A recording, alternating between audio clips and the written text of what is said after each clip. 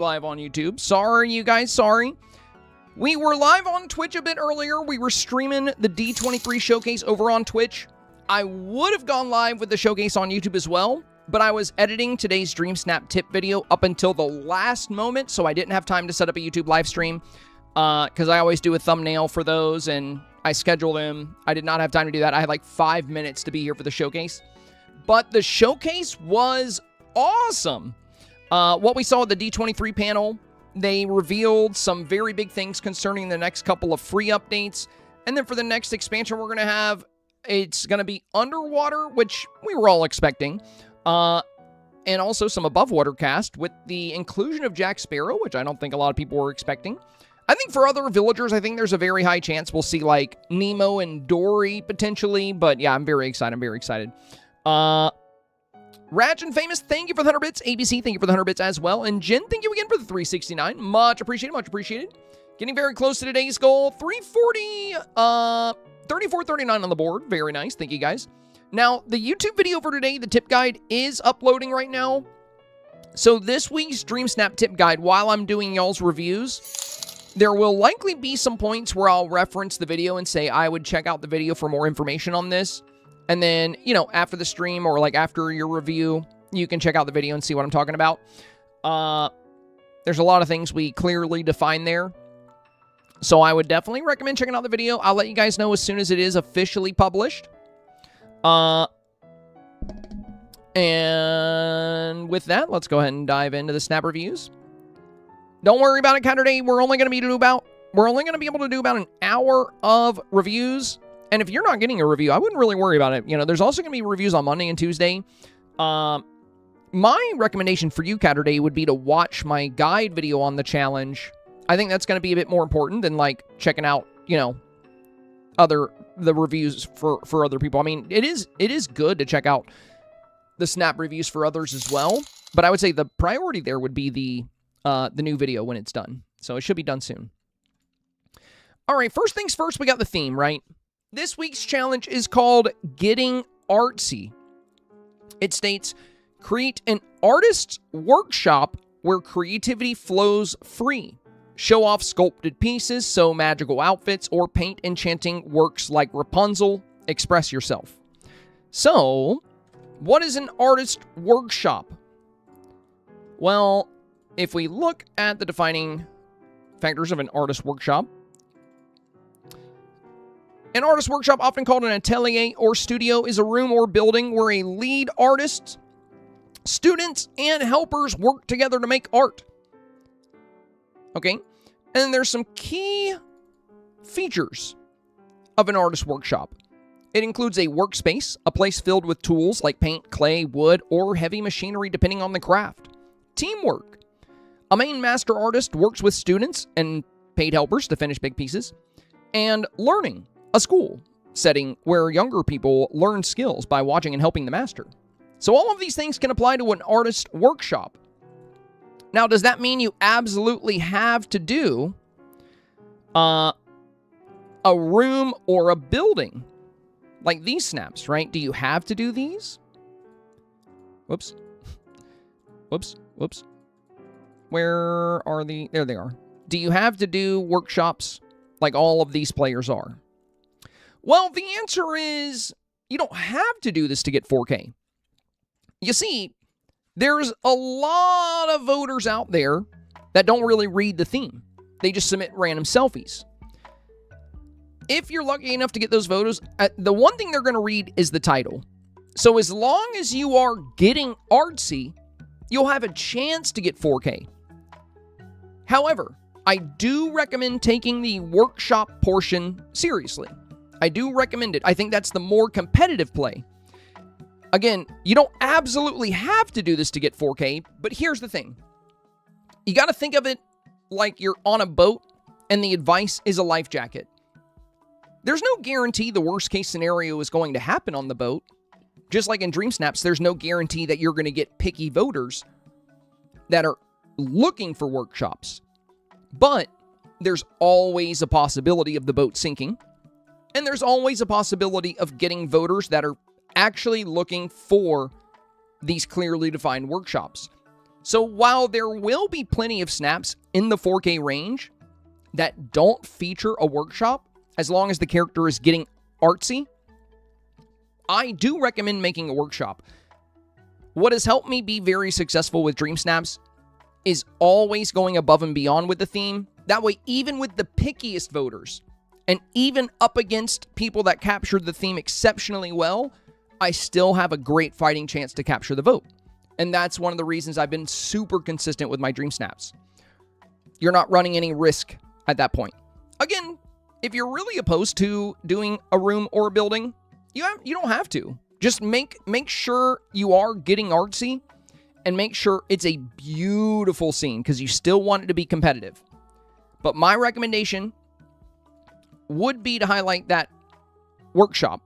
Because again, if we look at countless snaps this week, a lot of high-ranking players, a lot of players that do spend a lot of time voting, that often vote for more than just the bare minimum to get their 50 moonstones, players that spend a lot of time with snaps and really enjoy snaps, a lot of these players are going out of their way to make these workshops.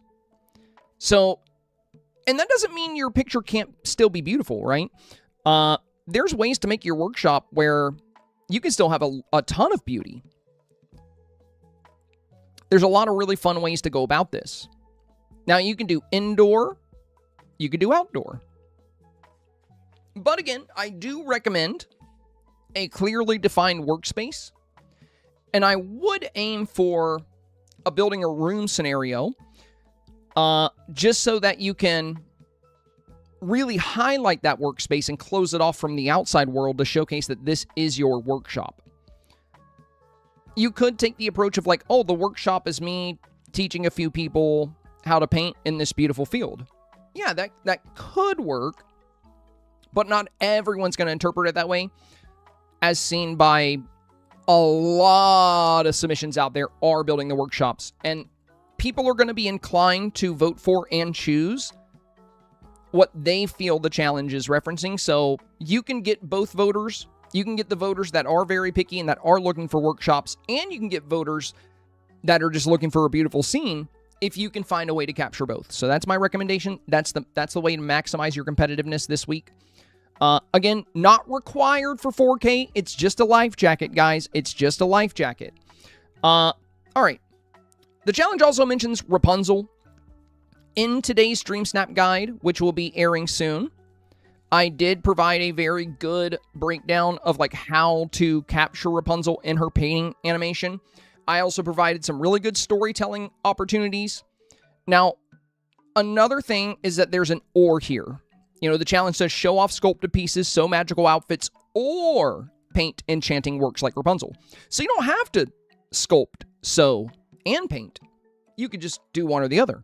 However, another great way to get competitive this week is to get really artsy, right?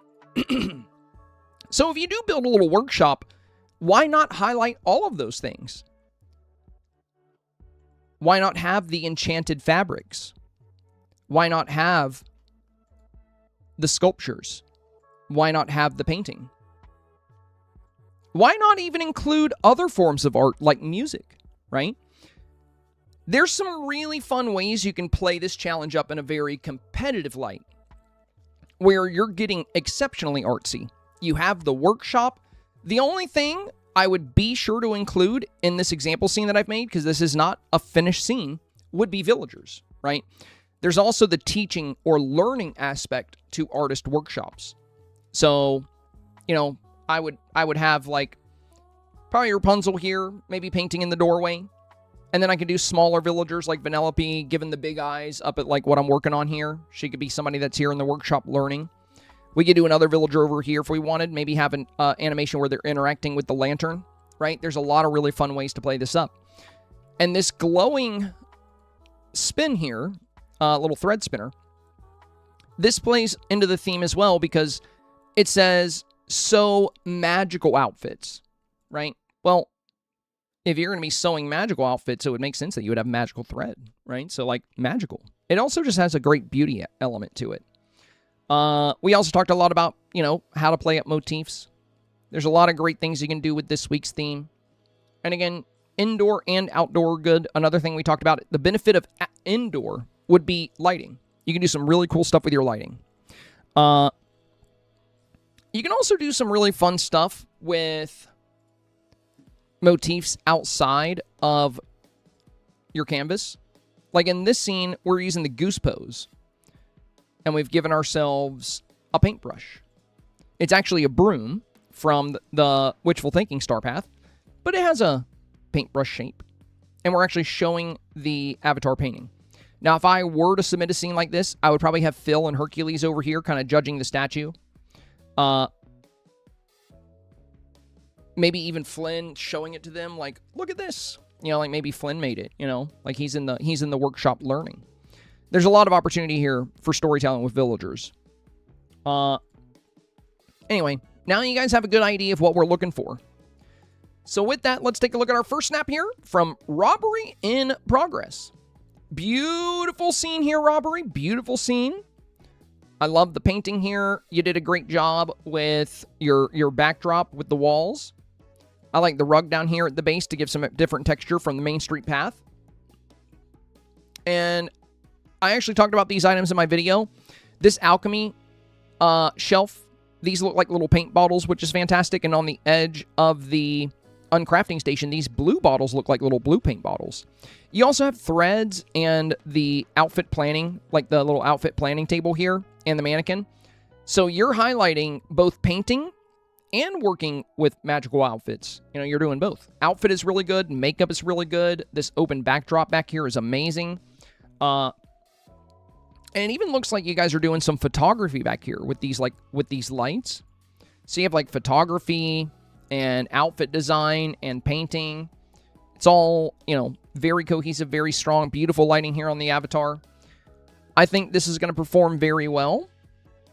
My only small recommendation for you, if you're interested at all, is that you can do some pretty fun things with this wall. These Corona pillars and these wood beams right here from the screw shop, they can actually clip into this wall and they can give it additional texture. The one downside to doing an outdoor wall like this is we can't hang anything up. I love all the pink out the window. But in your case, I don't know if you would want the extra texture here because that is going to make it a little harder to see out this doorway. So I think, you know, if you want to keep this one like it is, totally fine. Beautiful work, though. Beautiful work. Bell B. Looks like you've gone through with adding the walls here. In your original, you know, I think you talked about it yesterday, how, you know, like I said, this is beautiful enough to get 4K for sure. But if it does match up against other workshop snaps and you get voters that are looking for those workshops, I think it will be a good idea to go like this. With that said, though, I don't know if I would have the doorway right behind your avatar. Because if you had the doorway more on the left or right, we would be able to see this amazing backdrop that you've created. And you also have this beautiful house over here on the side.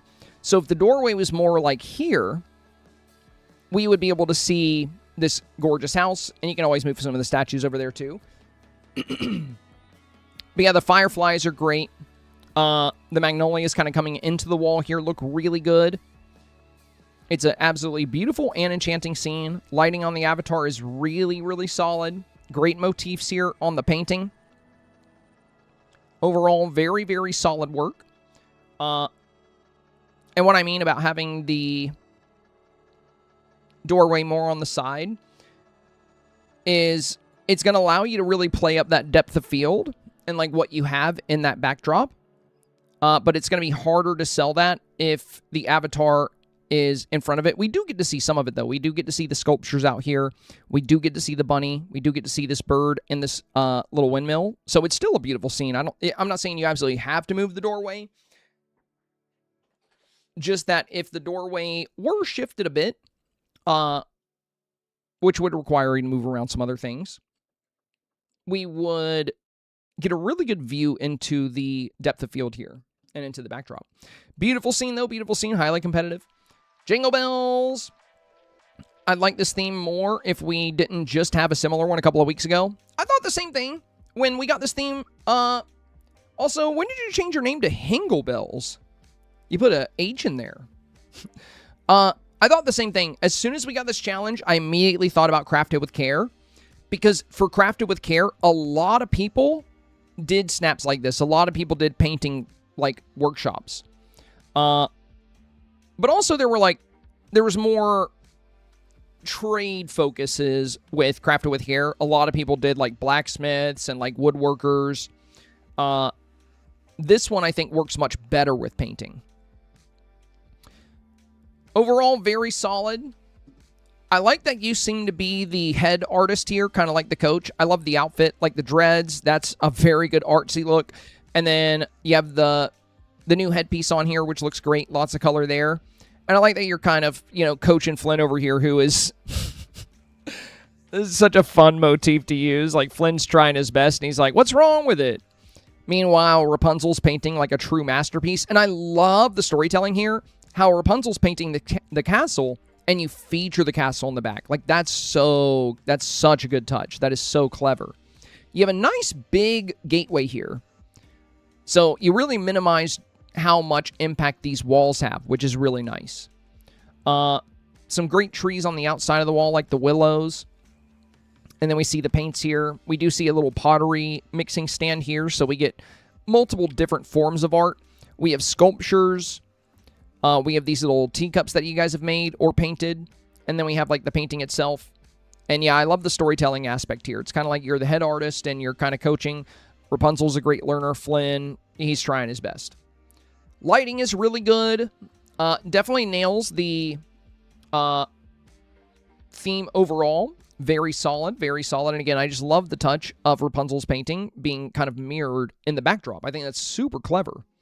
Very, very well done here, Jingle Bells, or Hingle Bells, as I should say. Jennifer's next. Thanks in advance. First, the original idea. Second is the updated with the walls after last night's stream. And third is an indoor version, just in case I'm still too off the mark. I really wanted to make it look like she was leaning for the paintbrush here. Second is my favorite, I think. So this was the original, which, again, very, very beautiful perspective here with Rapunzel painting. And just like I said, your original and Belle's original, like, these very well could get 4K.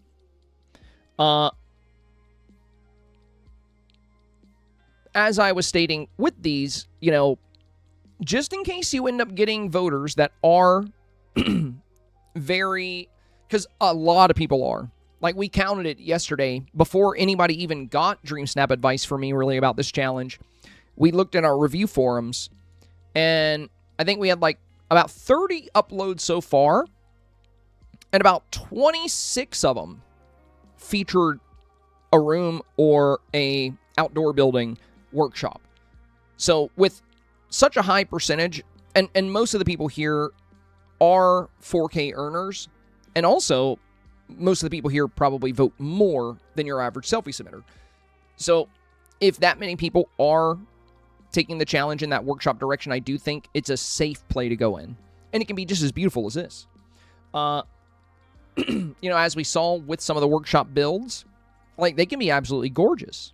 You know, there's ways to make them just as stunning as a fully outdoor build. It all just comes down to your lighting or an indoor build. Indoor can be really nice too. I like both. There's pros and cons to each. So with the new one, you built the walls here. So you kept your picture very similar to the original, but now you're going in a nice safe direction of having this wall set here. I like this. This allows you to keep your original concept while giving yourself that workshop feel. Good workspace here. Good workspace. I love the 4 easels here and how you perfectly lined up Rapunzel. Like, you got her in the perfect spot for that pose. Really good job there. And I love the animation here where you're reaching for the paintbrush. Now, I don't know why Discord does this, but your picture is actually a lot more saturated than it's letting me believe. Because, look, when we zoom in, it shows the real saturation. This is something Discord does. But, yeah, I can tell your saturation is good when I zoom in. For some reason, Discord just, like, nerfs the saturation. I like Mother Gothel painting something a bit rude as well. I think that's really on theme for Mother Gothel. My only recommendation here, Jennifer, I think what you could do to make this even stronger is instead of all of this solid green on the sides, what if you push these trees back a little bit and you brought in some pink blossom trees. Not the magnolias, but the pink blossom trees from the Elements of Nature Star Path. If you did bring in the blossom trees, that would give you a really good reason to add pink flower petals along the ground here. And that would allow you to add some texture and detail to your brick path here. I think that could be really fun. And that added hot pink here, you know, layered over the dark green, I think is going to look really nice. Now the indoor, I really like your indoor as well, but I think your outdoor is going to be a bit stronger here because of this. Because of us being able to see exactly what Rapunzel is creating and what she's basing it on. I also love the twin rainbow.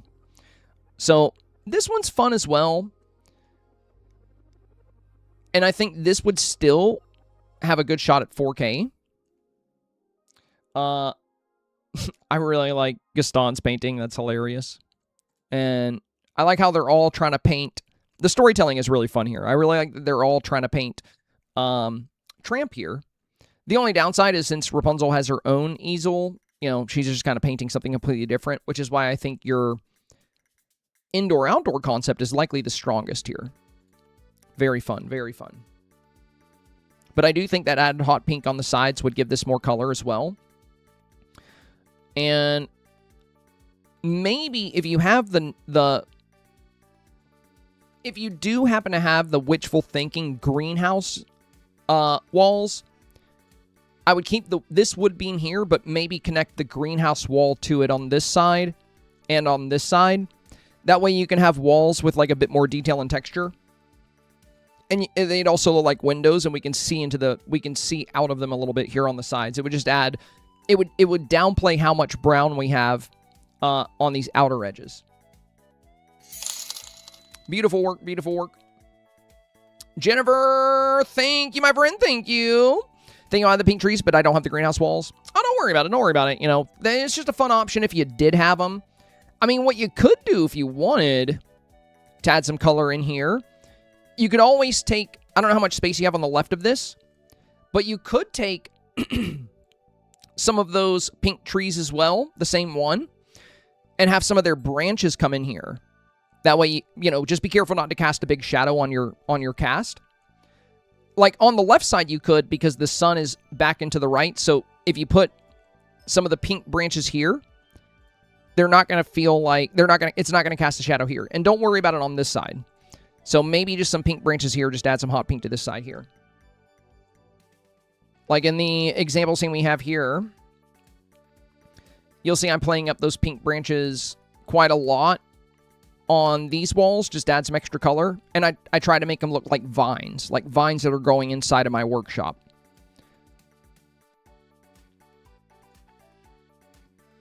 Moving on to tier 2 here.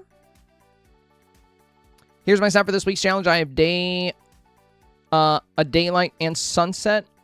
I think I like the sunset better. So this is the sunset. Yeah, the sunset colors are, I think, a lot stronger than this one. Since it's a challenge about artistry and creativity, I think the bold, warm colors coming through here are going to be a lot more impactful. Versus this one where the colors are a bit more dulled down. It's still a beautiful scene, and I think it would still have a great shot at 4K, but I think this would have a much higher likelihood, and I think it would be much more competitive. The colors in the environment also match the motifs much better. The motifs are always going to be the same brightness. So if we look at this one, the motifs look really bright, whereas the daytime lighting is kind of whitewashing the rest of the lighting. So yeah, I would definitely go with the daytime one here. Though I would recommend watching my video guide about, you know, exactly why the room and building concept will be strong this week. Again, it's just a life jacket. You don't absolutely need it for 4K. Just like Belle B's Snap and Jennifer's original Snap, I still think this has a great shot at 4K. The only instance in which I think it would underperform would be if you were unlucky enough to get voters that all built workshops and feel like these workshop spaces are a bit more necessary, but I do like that you have things on display here. And these workshops can take place outdoors as long as you have a dedicated space. So as we mentioned when we were talking about the key features of a workshop, you need a workspace. Teamwork can be a big plus, and learning can be a big plus. So one thing I mentioned in my video guide this week is that if you're not going to do a room, and you're not going to do, like if you just don't want to do it or remake anything, if you're not going to take that route or take that direction, just make sure you have a dedicated workspace, a nice display area, and make sure you're highlighting people working together or learning, which I think you've done very well here. And the colors are nice. Why so thirsty? Or where the lighting in the second snap is too blinding. Okay, so first snap here, outdoorsy, very green. We do have some good learning here. It looks like she's taking some notes here, asking if this is okay. Portrait of Stitch. I like how Alice is kind of mad because she did not do very good. That's super cute. Now you've gone in the indoor direction. I love Alice's thinking expression here. Now, you said you were worried that the indoor snap is a little bit too bright. I would be inclined to agree. So, I think it would be a good idea to tone down the lights a little bit. You have all this bright light hitting here. So, what you would want to do is take some of your items that are casting light and pull them back a little bit. Use less of them. You still want good warm light back here, of course. But if you got away from the windows a little bit, you could still have this light hitting everything. And you really don't need the torch here because we already have so much light. But I really like the villager poses here. Yeah, this is much better. This is much better.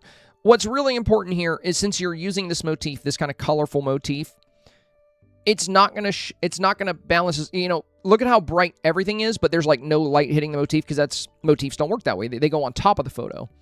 So in this scene, where the color of the motif more naturally balances with the color of the environment, I would say this feels more believable. But yeah, overall, very solid job. You know, good workshop environment. We have learning and teaching taking place.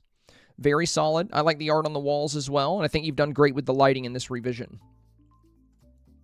Wings of a Daydream. I hope I got the right lighting for this indoor snap. Always appreciate your feedback and cannot thank you enough for all your help. And it looks like you got one with a few changes as well. So we have this one here. Very pretty, very pretty.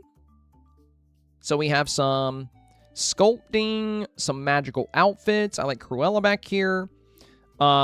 Gaston just made his little coconut friend. Ariel working on a painting here. And Rapunzel in the back kind of judging Gaston's work. Very fun storytelling. And then you have a little bit of a revision here. Looks like you've added some items to the ceiling.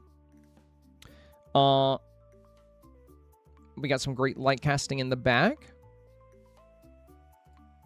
Very nice scene for Ariel here. I like that you've added more to the painting.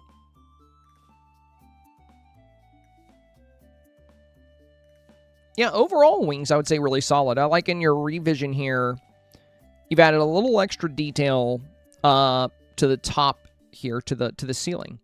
Another thing you could do if you want to show a little bit less of the ceiling is just slightly tilt your camera a little bit. You can minimize how much of the ceiling you show while still being pretty close to the avatar and while still getting these kinds of interactions. Also for pottery, there's some pretty fun stuff you can do interaction-wise. Like if you use the Pluto pose, you'll put both hands out in front of you, and you can show yourself kind of spinning the pottery, like making it. A lot of people do that with pottery snaps. Could be very good, but the only issue there is it's going to require you to move closer in, and then your hands will be out, so you're not going to see all of this. So if you want to stick with this pose, that's totally fine. It's a beautiful shot of the avatar. Definitely feels like a very convincing artist workshop. I like how we have the spinning thread back here, too, and that you guys are featuring outfits, sculptures, and paintings. So it's very artsy. So really well done here, Wings. Really well done. Model newbie. As always, thank you for your help. I know it's a risky one. I mean, model/figure painter, and trying to show that since most of the figures I paint are from tabletop games, animated shows, etc. Hoping the nerd comes through. So, one very, very big issue here. Where's your paint? Where's your tools? The only kind of art tool I see here is these pencils. That's it. That's it. I also paint minis. I actually love painting minis. There's a lot of very nerdy board games that I play, and I love detailing my figures. So I do this as well. But let's read the theme. Create an artist's workshop. So unfortunately for you right now, this does not feel like a workshop. There's no tools. Let's define the artist workshop again. Let's go back here. An artist workshop, often called an atelier or studio, is a room or building where a lead artist, students, and helpers work together to make art. So it's a place where you're making the art. Now, let's look at the key features. Number one, and probably the most important key feature of a workshop for an artist, would be a place filled with tools like paint, clay, wood, or heavy machinery, depending on the craft. So what have you done here in your snap to communicate that this is an artist workshop, aside from the fact that you have paint on your overalls? You could have used the painting table to show paint spread out. You could have had... There's another little pencil item in the game. And then there's things like the alchemy shelf and stuff like that that look like they have paint bottles. But there's many things you can use that would look like paint bottles. But as of right now, this comes across, especially with the big arcade machine here, as more of like a playful toy room. It doesn't quite come across as an artist workshop because we don't see the workshop environment. We see all of these really fun, colorful toys. And then we see these figurines back here, and we see pencils. So you said you paint minis. Where's the paint? I know as somebody that paints minis, if I'm painting minis, imagine you had a workshop for painting minis. What will that look like? You're probably going to have paint. You're probably going to have tools. You're probably going to have things you can use to paint your minis. But here, there's no paint to be found. That's a bit of an issue, right? I like your concept of painting minis, but that's not what's risky here. What's risky is that it's not a workshop. It's more like a display. You're displaying your work. It's more like a little gallery for your minis than it is a workshop. So my advice would be to try to make it a bit more of a workshop by actually including those elements. If you watch today's video, which should be published any minute now, Model Newbie, there's a lot of different stuff included in that video, like decor recommendations, when it comes to making sure... I'm actually going to publish it right now. So if you want to watch it right now, you can. There we go. Published. Okay, today's Dreamsnap tip guide is officially up.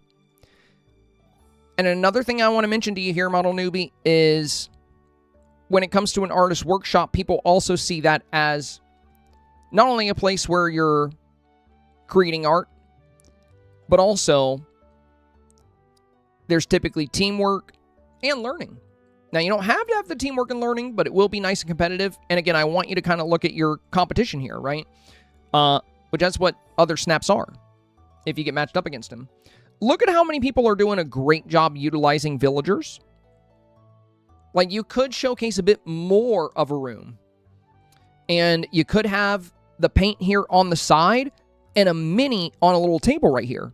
Imagine if you want to sell this concept. You could do exactly what they're doing here and still go with your idea. Basically, you can have this table here with the paint brushes and with the paint laid out. And then instead of this pottery here, you would have a scramble coin piece. And then that would show that you're painting minis. It would be super obvious. But you haven't shown that. You haven't really shown that. In order to show that you're painting minis, you need paint. You need more than a couple pencils here. So I would advise some changes to this. Again, it's not risky to go with the model figure painting idea. It's not risky at all if you make it obvious. The only thing that's risky about your snap is that it's not a workshop. So again, picture that you had your very own workshop for painting minis. You're probably going to have some shelves with paint. You're probably going to have some brushes. You're probably going to have some paint tubes. There's some great items in the game that you can utilize here. And you can also teach other people how to paint minis in your scene. A lot of opportunity here. Black Knight is next. Hey, Senpai. The first pick is my original scene. Then after the discussion yesterday, I added some walls. I am still working on what motifs to add to my canvas. And if I stick with the walls, I will likely try and pull Rapunzel closer to the camera and inside the workshop area. Thank you for the feedback and suggestions. All right, so original here. Okay, and then we have the walls as well. Thank you, my friend. Much appreciated, much appreciated. We got Funky Phoenix with the bits. Thank you, Funky Phoenix. Thank you. Much appreciated. We are now less than 1,200 bits away from goal number 233. Well, I do like that you've closed off your workshop space here. If you wanted to, you could make a bigger doorway as well. Like if you have some of the wood beam doorways, right? Kind of like what we saw with Jennifer's. You could combine these wood beams with your greenhouse walls. That way, if you want to show more of this beautiful background you initially built, you could have a huge opening here.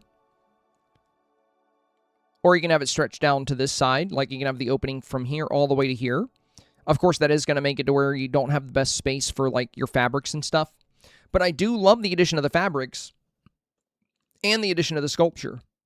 The sculpture is a little hard to catch though. But you are highlighting multiple different types of artistry in your workshop here, which I think is very solid. And I do like the storytelling here with the painting. Also, since you are using Rapunzel painting, if you do want to keep her in the doorway, painting this castle, you could always have the castle in the back. So she's like working on, you know, recreating what she sees. That could be super fun. Overall, very solid though. Great workshop feel. Don't forget, you can also texturize these walls with like different wood beams, different pillars. You can even have some of the blossom branches come through them a little bit to create like a vine, like a pink vine type scenario. And it could look really pretty. That's the one advantage of like indoor workshops, is that they can decorate their walls. They can put on special wallpapers. They can hang up all kinds of art. They can hang things on the ceilings. So these indoor scenes are going to get a lot of ammunition when it comes to how diverse and how detailed their walls are. It's a lot trickier when you're outdoors. Luckily, these greenhouse walls do have a lot of great texture and a great color, but you can always add even more to them if you wanted. Just having those... Let me see if I can find it here.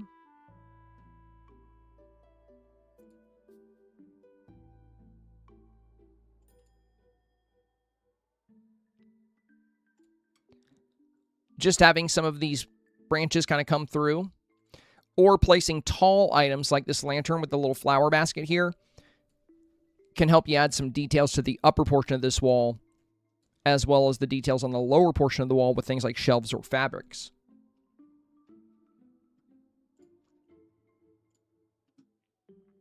Looking good, looking good. Moving on to primary reviews here. Now, Vari is up first. All right, so we got a good artist workshop here. You got some sculpt, some clay work back here.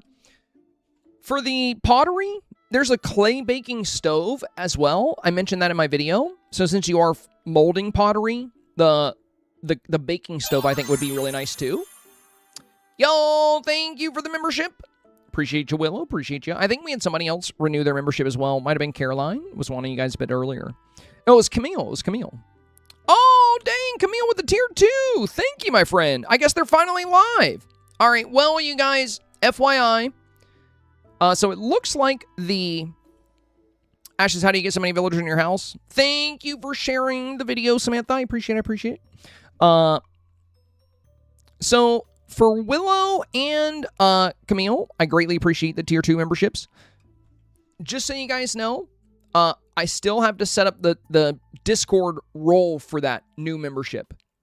Just want to give you a heads up on that. So you won't be able to access the Tier 2 review form right away, but I will have that done by tomorrow at the very latest. The only reason I haven't been able to do it yet is because I was waiting for YouTube to approve my new memberships, because my Discord doesn't even know the role exists until YouTube approves it. So now that I know it's been approved, I will be sure to create the Discord role now. I tried to make the Discord roles yesterday, and I could not. I could not make them. Not until YouTube approved the Tier 2 and Tier 3 option. Okay, anyway. So, for this Nelvaria, I'll be honest, I'm not really feeling the giant pencil, especially with you painting. If we had, like, a small pencil where it looked like, you know, I do like the location of the pencil, like how you have it kind of on the edge, but it doesn't actually look like you're drawing. It's going to be really hard to have it look like you're drawing. If you want it to look like you're drawing or painting, there's a really good option here. You can use motifs, certain motifs. So if you use the goose pose, you can use... I think this looks more convincing. This looks more like you're actually doing art. Because you have the hand extended, you have the item kind of going towards it, even with it being a sticker motif. I think it feels a bit more convincing than the giant kind of cartoony pencil. This could still work, but it's just, you know, with it being a painting and with it being an easel, the pencil doesn't fit as well. And then with it being such a large, like comically large pencil, I think there's going to be other ways people are showcasing that they're making their art that's going to feel a bit more convincing. So I would kind of rethink the pose here. I think I would rethink the pose. Your workshop is strong, though. And if you did rethink the pose, you might have room for a bit more of a villager presence if you wanted to have more than one. We do have a whole guide on having multiple villagers. I love the walls you've chose. I think you've got some great foreground elements. And you could also actually do Rapunzel's pose if you want to show her actually painting instead of just putting her there. If you watch today's Dreamsnap guide, it'll walk you through exactly how to pause Rapunzel while she's doing her painting animation. And you'll see a lot of the very strong snaps out there are doing exactly that. Like, notice how Rapunzel is actually painting instead of just kind of standing in front of a painting stand. This is a way more competitive way to utilize Rapunzel. And this is what I would recommend. Now, it's good that you have Rapunzel in your snap. That's better than not having her, for sure. But there is a really, really strong way to use her, Nelvaria, if you have the time. It doesn't take too long to capture her, though. So I would recommend it. C.R. Bailey. Rapunzel is questioning my artistic talent. Well, that's pretty fun. That's pretty fun. I do like the pose on Rapunzel, and I do really like your workshop here. The little figurines here to look like sculptures. We have some great statues over here. I love this fireplace. I talked about this because it looks like a Van Gogh painting. I really like this item. And you have some beautiful light here at the top. Gorgeous, gorgeous. Uncle Alert. Okay, bro. What the heck? What do you mean, Uncle Alert? I didn't even know that was a thing. Who you calling Unk, bro? Unk status? Dude, I did not know your gifts would insult me. I am an Unk, though, to be fair. I gotta be honest. Sweet Lady Sue, thank you for the hundo. Like, I'm not young anymore. I'm not young. So, yeah. I mean, I am an Unk. Bro, that's funny. Unk Alert. That's pretty hilarious.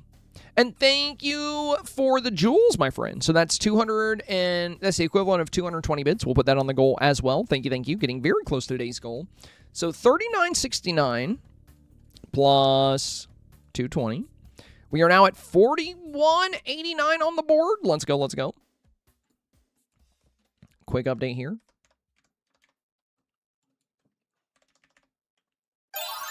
And goal 233. Yo, thank you, Bethany. Much appreciated, much appreciated. Thank you for the tier 2, Bethany. Thank you for the tier 2. Greatly appreciated. Greatly appreciated. But yeah, overall, Bailey, very solid. Very good workshop. Great storytelling with the villagers. My only minor recommendation here would be, if there's any way you could make this interaction a bit more prominent. The only downside is it would also require you to move the easel further up as well, which is going to make the easel really big, and it's going to clutter your scene. So what you could do is you could have a smaller item in front of you that you're painting. It could be a figurine or a doll or any kind of item you can actually paint. And she could be checking it out. I do like this, though. I do like this. The only...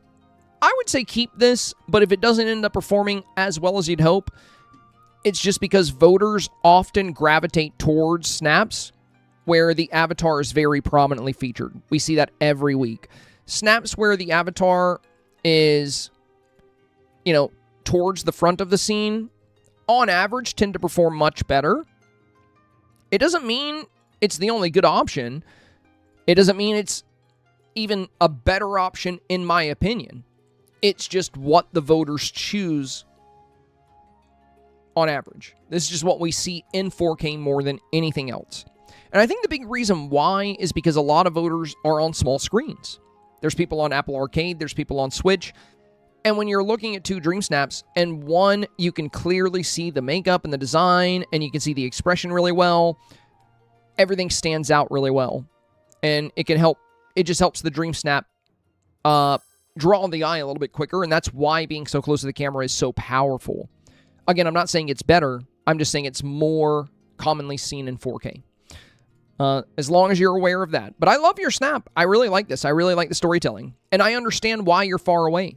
Because if you were closer, this easel would take up way too much room. So if you want to go with this concept, you kind of have to be back there.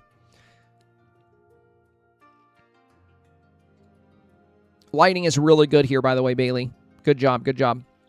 Sweet Lady Sue, thank you for all you do for the community. Here's my first draft this week. Would love any feedback or thoughts to improve this. Okay. My very first bit of feedback and thoughts would be to add light casting. You see how you have this beautiful light coming in from the window, right? Like you have all this great light on the window, but it's very dark back here. Why not hang some light casting elements back here to get this beautiful red to come through, to make this color really shine? Instead, it's all shadow back here. And also, I guess this is the only motif small enough that you can really fit on the easel, but it almost looks like the easel's blank because it's just a ball of light. It's kind of hard to see. If you bring the easel closer, you can put something on it. And then I would say, since you have all this paint around, if you did bring the easel closer, you could do a pose where you're interacting with the easel instead of holding a giant pencil. Like you have all this paint. The comically large pencil, I think, can be really good for like certain concepts and certain themes, but for a painting room, I just don't think it's that great. For example, I do like the item. I used it when I made my Toontown build, because everyone in the build was a cartoon, and I was a human. So I was the artist. I was the creator of Toontown. That's why I posed with the pencil. And a comically large pencil works very well with that concept.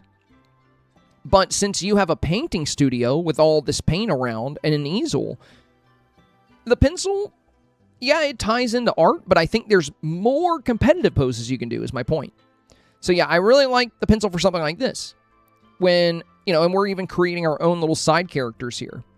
So we have Toontown with like cartoon buildings, cartoon characters, and then we have a giant pencil to create these cartoon characters. You know, that's the concept here.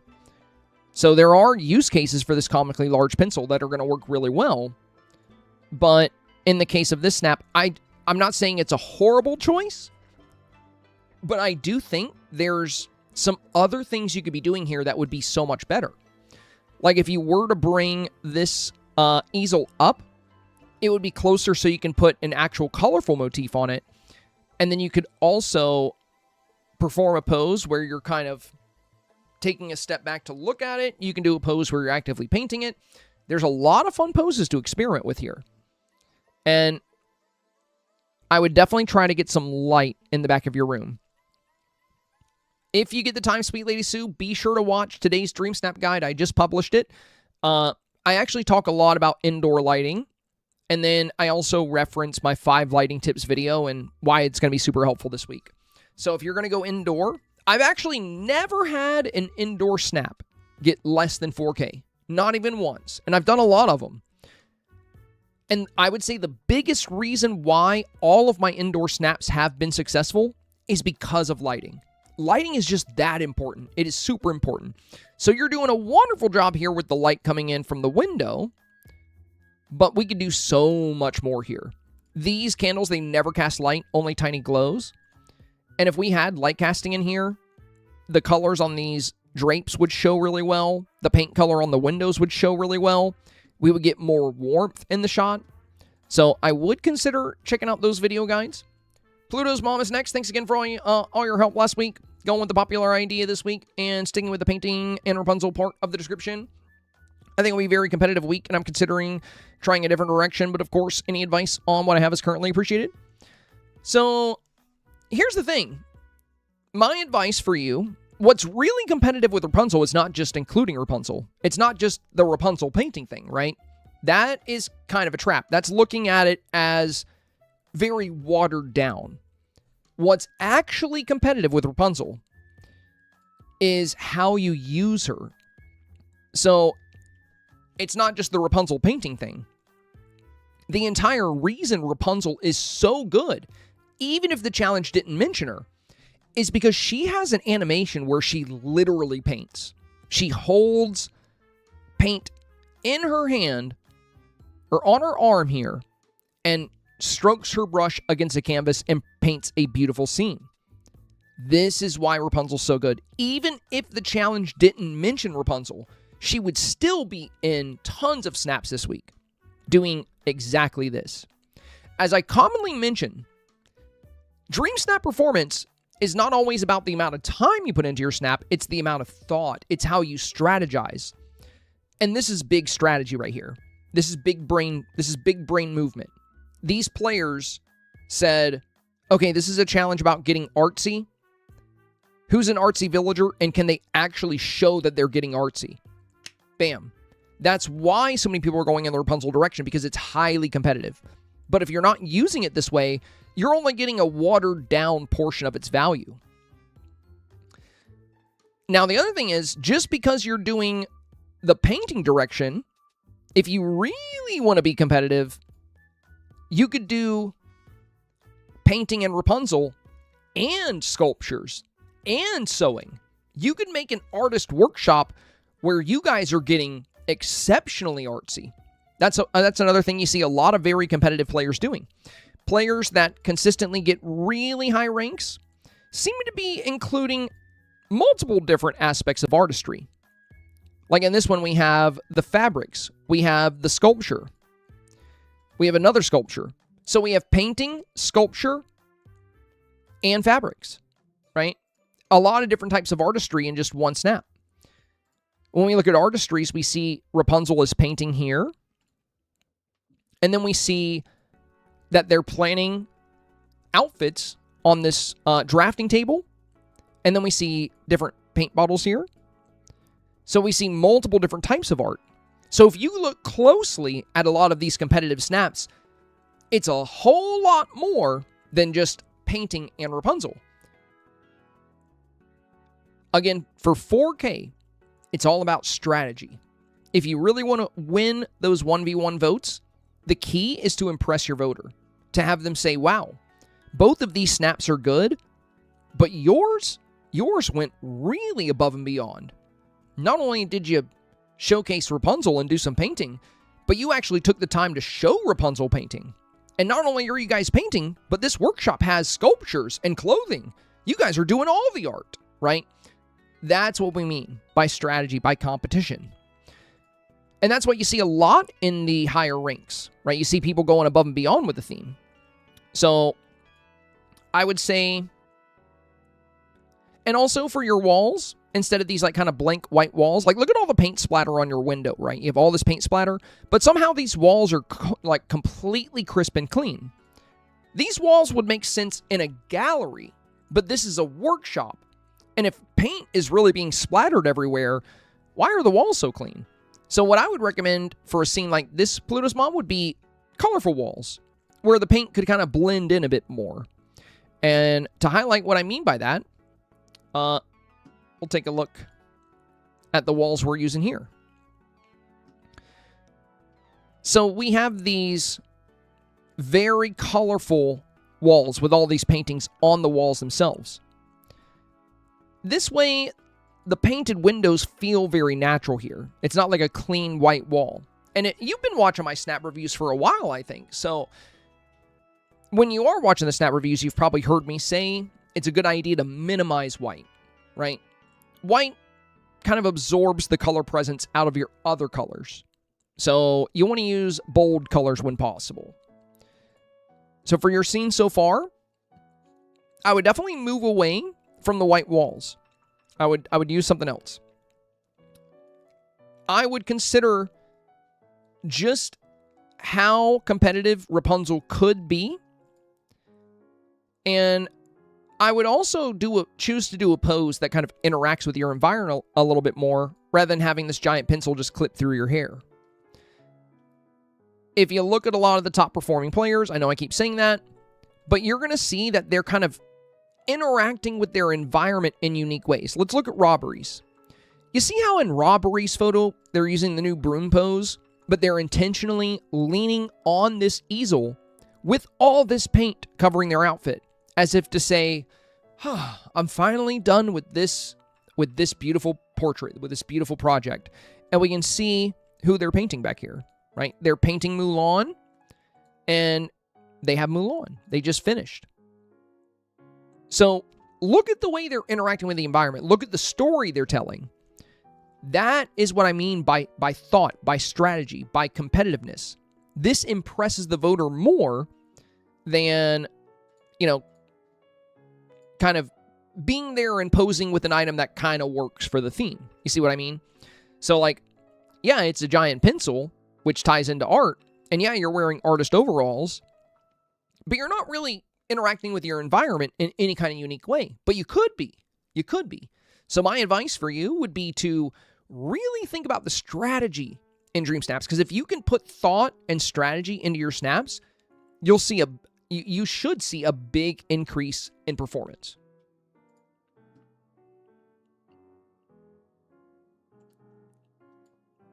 Sue Lee is next. Hi, Zim. I'm not sure about this week's theme. I've seen a lot of people doing painting snaps, so I'm wondering if I've missed the mark going down this route. So you're very much on theme. Bethany said, I can't thank you enough for your support. Thank you, Bethany. Thank you. I appreciate that. Well, I greatly appreciate the insult there as well, or the support there as well. Debbie said, no insult intended. Sorry. No, Debbie, don't apologize. It was hilarious to me. It was hilarious. The whole unk thing is just funny. It's like basically what the kids call anybody over 30 these days. Sometimes they even call people over 25 unk.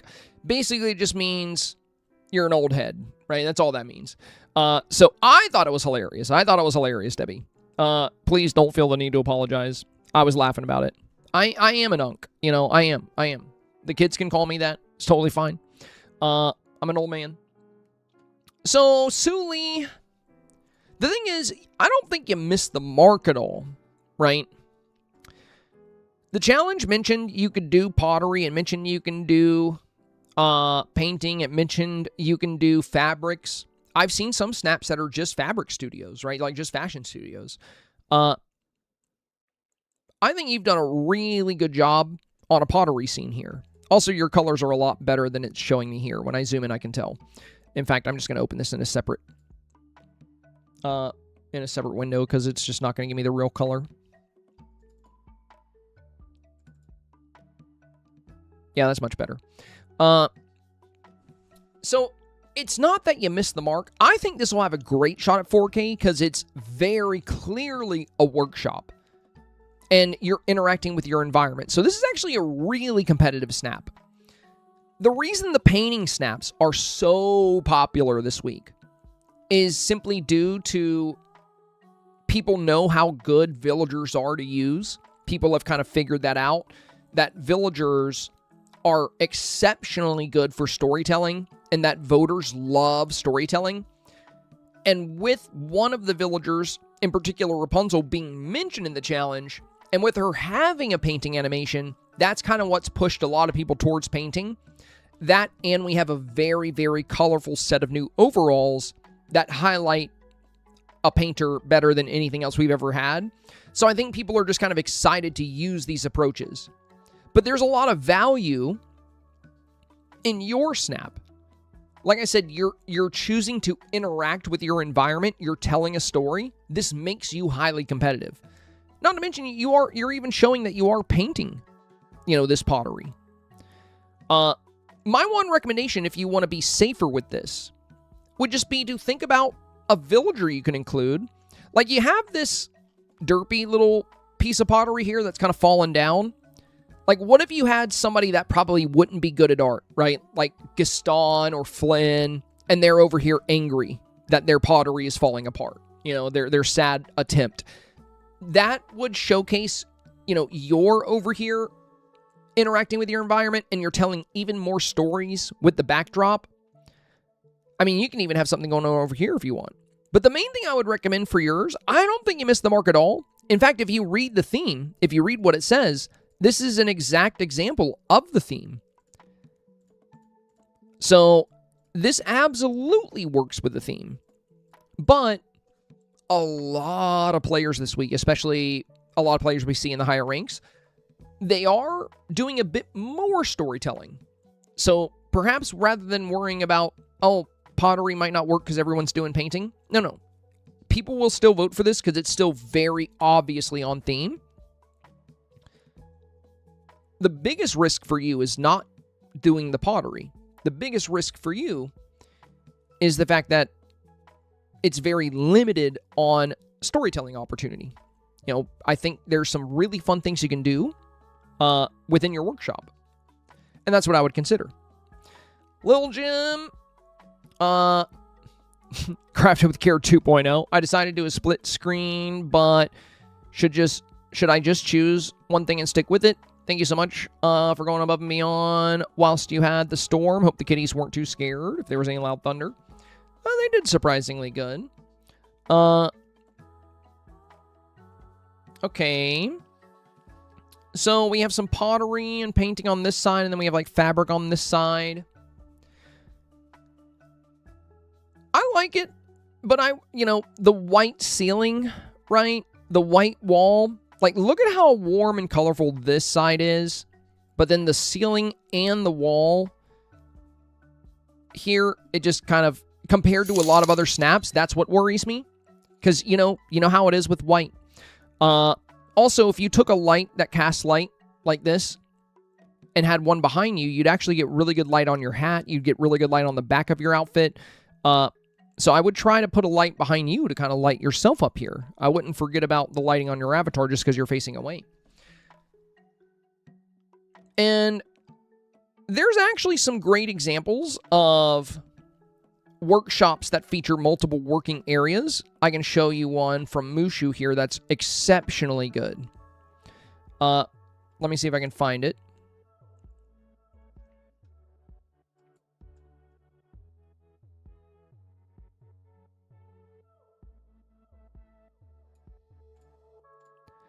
So, you don't necessarily have to split your scene. You could actually be doing something in your environment. You could be painting. You could be working on pottery. You don't need to split it down the middle. An artist workshop can feature multiple different forms of art. It doesn't have to be divided. In this one, it's broken into sections. This is why I wanted to show you this photo in particular. This left-hand side is all about creating amazing, artful outfits. We can see the drafting table. We see the fabric crafting table here. We see the newer outfit right here. We see these empty mannequins. And then we see fabrics on the back wall and more designs on the top wall. When we look over here on the right-hand side, we see a pottery zone. So we see all these clay jugs, flower pots. And then when we look in the middle, we get a painting area. And in the middle of the foreground, there's the painting table. And then across the entire build, there's loads of art, tools, resources, all kinds of things on the walls. So we have different forms of art and paintings on the wall, but we also have resources like our planning board, and then things like our fabrics and clocks, right? Like a lot of things you would find in a workspace. What I'm getting at here, little Jim, is you don't need to do a split scene to impress the voter. If anything, choosing to do your scene this way is, I don't think, really worth the trade-off. Because as long as you're doing your scene this way, you're not really going to be able to show yourself doing something in this environment. And, you know, you could have the same color. You can have the same beautiful, colorful wall here on this side too. I mean, look at your fabric. It's very beautiful and colorful. The artist workshop, again, can feature multiple different types of art. You don't need to divide it. And I would reconsider the ceiling texture and even the floor. The casita floor, I think, would be really strong here. But yeah, there's a lot of good colorful options that feel like, you know, they would work really well in an artist space. Ems is next. Very cool here, Ems. Very cool. You're definitely getting artsy here. You got some good light in the back. I like the light on the walls. Very good warm light back here. I like the pose. How you're kind of interacting, like almost like you're taking a step back, like, oh, it's beautiful. My big recommendation for this one, Ems, I think this is a very strong artist workshop. You got your tools, you got your paint, you got your easels. You even have like model ships that you might be painting. That's super clever. You have all of these great things on display. The only opportunity here is villager opportunity. I would recommend at least 1 or 2 villagers. I mean, at the bare minimum, 1. You know, that way you don't have to summon a bunch of them. You can just hang out with one, bring them in here, stop hanging out with them, and then use the villager toggle. You can have Ariel over here on this side looking at this painting and thinking about it. You can do the confused pose, and she'll be like, wondering if there's any final touches she needs to add. You know, there's some great opportunities to showcase more than just the avatar here. And that would be my big recommendation for you. Dreamer taking an art class. Okay. So the real strength of this fireplace, Dreamer, is that there's this kind of Vincent van Gogh style painting on top of it, but you're hiding all of it because it's just on the edge of the scene. So if you put this kind of fireplace right back here in the middle, we would actually see that Van Gogh style painting. The other thing is your motif is coming out. It's coming out of your portrait and it's going onto your hair. There's ways to do your motif where it'll actually fit. Just bring the motif closer to the scene. And then I would advise against using the exact same table 4 times here. Maybe 2 at the most. But like the fact that every single one has the same decor on it, it just doesn't feel convincing. Even if you're taking an art class, I've taken an art class. I've taken multiple art classes, right? Never, ever has any art class I've been a part of only done painting. That's never been a thing for me. Every art class I ever did focused on painting, drawing, pottery, sculpting. They had all kinds of art. You have all this extra space around, you know, and instead of all, 4 of the same table over and over, what you could do is you could get a lot closer, and this pencil's not doing you any favors clipping through the hair here. So you could bring the easel closer so you can fit the motif on it completely. You could pose closer to the scene, and you could include all kinds of fun art in here. You know, there's all kinds of opportunity. You can do pottery, you can do sculptures, you can do paintings, all kinds of art. Lighting is, I think, the best thing about this scene here, but I would be very careful here. I think you can make this a lot more competitive. Lunaris, this is absolutely beautiful. And Lunaris said, this is my first indoor snap, and I'm just so used to how outdoor snaps look, I can't tell if this is good or not. I think this is absolutely beautiful. I think you did a wonderful job with your first indoor snap. My only recommendation, if you want to kind of add to the value of, if you want to get the real maximum benefit of going indoors, would be to utilize light casting. I mean, you've done a lot of outdoor snaps, Lunaris, right? You remember the Vitalis lanterns? Remember how good they were? Remember how perfect they were? Well, when you're indoors, there's like 50 different things that work like Vitalis lanterns. It's so nice. Since you've never really done indoor snaps before, you're probably not aware of what a lot of these items are. So I would highly recommend watching my 5 Dreamsnap lighting tips video, and if you've already seen it, watch it again, just as a refresher, because there's actually sconces you can put on the wall that cast light all over the wall around them to give these really beautiful warm glows. And then you can hang lights in certain areas to get these wood notes to be nice and warm in the back. But yeah, this is beautiful. I think if you were to add in a little bit more light play, this would just practically be a guaranteed 4K because it's so pretty. I think it did so good with the avatar design. Very well done for your first indoor build, my friend. Lex said, hi, not sure about the lighting in those shadows. Also, is there too much going on? Thank you, Senpai. There is a lot going on for sure, but you did get a really good shot of Rapunzel. And I like that you have the castle she's painting back here. That's super fun. And we do have the painting table right at the front. Now, what I would recommend for you is when you get a chance, Lex, would be just watch the guide for this challenge. There are some things we defined. As we discussed, if you look at what 90% of what players are doing, if you look at most of the snaps out there, we are seeing an incredibly high number of workshops. And if we define an artist workshop,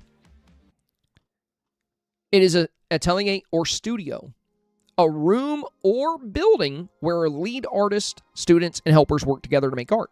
That's why so many people were taking that route, because the challenge stated, create an artist workshop, right? That's what the challenge specified. So, that doesn't mean you won't get 4K for this beautiful scene, because it is truly gorgeous. It is an absolutely beautiful picture. So I think it has a great shot of 4K, especially with how well you capture Rapunzel. You really nailed her here. But if it did end up underperforming, I would say you got a little unlucky with your voters. You got more picky voters. And all these people that are going out of their way to make workshops since the challenge stated that, I think all of these people, or a lot of these people, they're like, well, I went through all this trouble to make a workshop. And we don't see that here. But your opponent makes a workshop and it's really beautiful. If both scenes are beautiful and equally beautiful, there's a good chance the voter is going to choose based on what they feel is more on theme. That's why this can still definitely get 4K, because it's an absolutely beautiful scene. But it's also why, in my advice this week is to be very, I definitely highly recommend making sure the workshop portion really comes through here. But yeah, it's really, really pretty. Very likely still 4K though, so, don't feel like you have to make a workshop. I think this still has a absolutely fantastic shot at 4K. Like I mentioned before, it's kind of like a life jacket. In the worst case scenario, the boat sinks. And if you have a life jacket, you're safe. If the boat sinks and you don't have the life jacket, well, you're out of luck. And it's kind of the same way with Dreamsnaps. If you get super picky voters that are like, wait a minute, like let's say you're up against this snap. And they're like, wow, both of these are so pretty. Now, this one I haven't added Rapunzel or anybody yet, but I definitely would. So let's say both snaps have a great villager presence. Both snaps are beautiful. But one is a very clearly defined workshop, being a room or a building, and the other is not. Some voters will automatically gravitate towards the one that is because that's what they made. That's the way they interpreted the theme. That's why it's very safe. And you can make a workshop look just as beautiful as a regular outdoor scene, especially with your talent. I feel like you 100% could do that. Like, this is gorgeous, but I also know if you made a workshop, it would be just as gorgeous. So, I'm not saying you have to redo everything because you obviously put a lot of time into this. I think you can stick with this and be very likely for 4K. As mentioned, with the challenge being titled Getting Artsy, most voters will give you a vote as long as somebody is getting artsy, as long as there is an artsy factor to it. So because of that, this is still very likely for 4K. Only in the worst case scenario where you pop up against really beautiful snaps that are equally good, but more on theme, would you be in danger. And that's only like 5%. And in this case, probably like only 4%, maybe 3% of snaps could match you on beauty. And that would also rely on that 3 or 4% doing the theme better. So the odds of that happening are pretty slim. So you'll probably be okay here. But if you wanted to be even safer and even more competitive with your talents, you could be. And the other thing is that, you know, Rapunzel's like a really talented painter. So, like, I think for a scene like this where it's like the childish capybara, it would be more hilarious if it was somebody that probably doesn't paint well, like Flynn or Gaston or somebody, you know. But yeah, I do like that we have our painting subject here. But yes, all the same advice I have for you that I had for the previous snap. You know, everything and you can watch today's video if you want to know more. Miss Brandy got impatient waiting for Rapunzel's idle pose. Yeah, it can be annoying. My recommendation if you're trying to get her to do that idle pose, if she's not doing it, number one, make sure you have her trapped in enough space. Number two, reset her. Just reset her. Every once in a while, pick her back up and put her back down, and eventually she'll do it. My biggest recommendation for you here, Miss Brandy, would be at this angle, we don't get a lot of foreground filler. And we also have this very pale floor. There's some really good floors that have like a good color and texture. And also you have no light casting.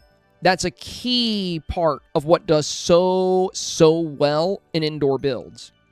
What I mean by light casting is that one of the greatest benefits to doing an indoor snap, one of the biggest perks, is that there are multiple items in the game that cast light onto the walls and floors.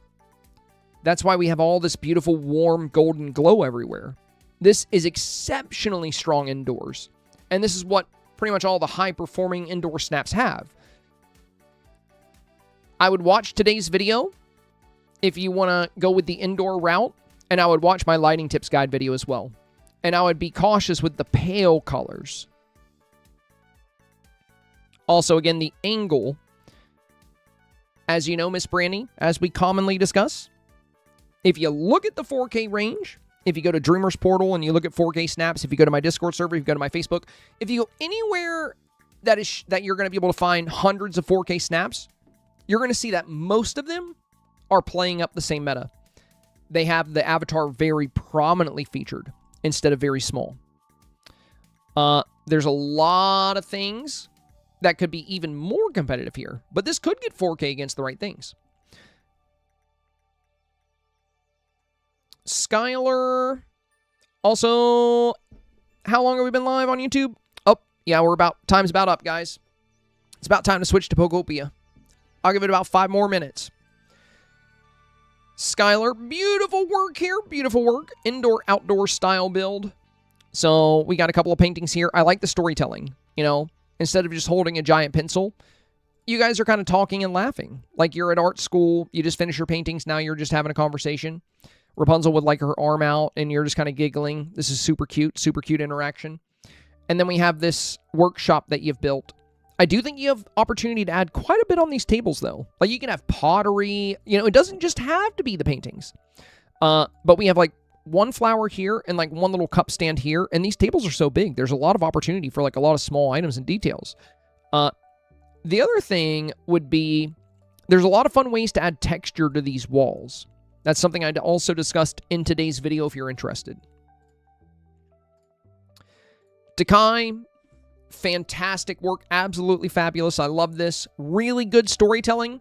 The way you're presenting your art with your arms out, and the way you've made this really cute picture of Donald and Daisy, and you actually have them kind of doing very similar expressions as they are in the painting is so clever. You've added great texture to your wall by putting some good shelves and trees inside, like this green tree over here, this blossom tree over here, the princess shelf here, and then we have the painting table featured right in the front. So very solid here, Takai.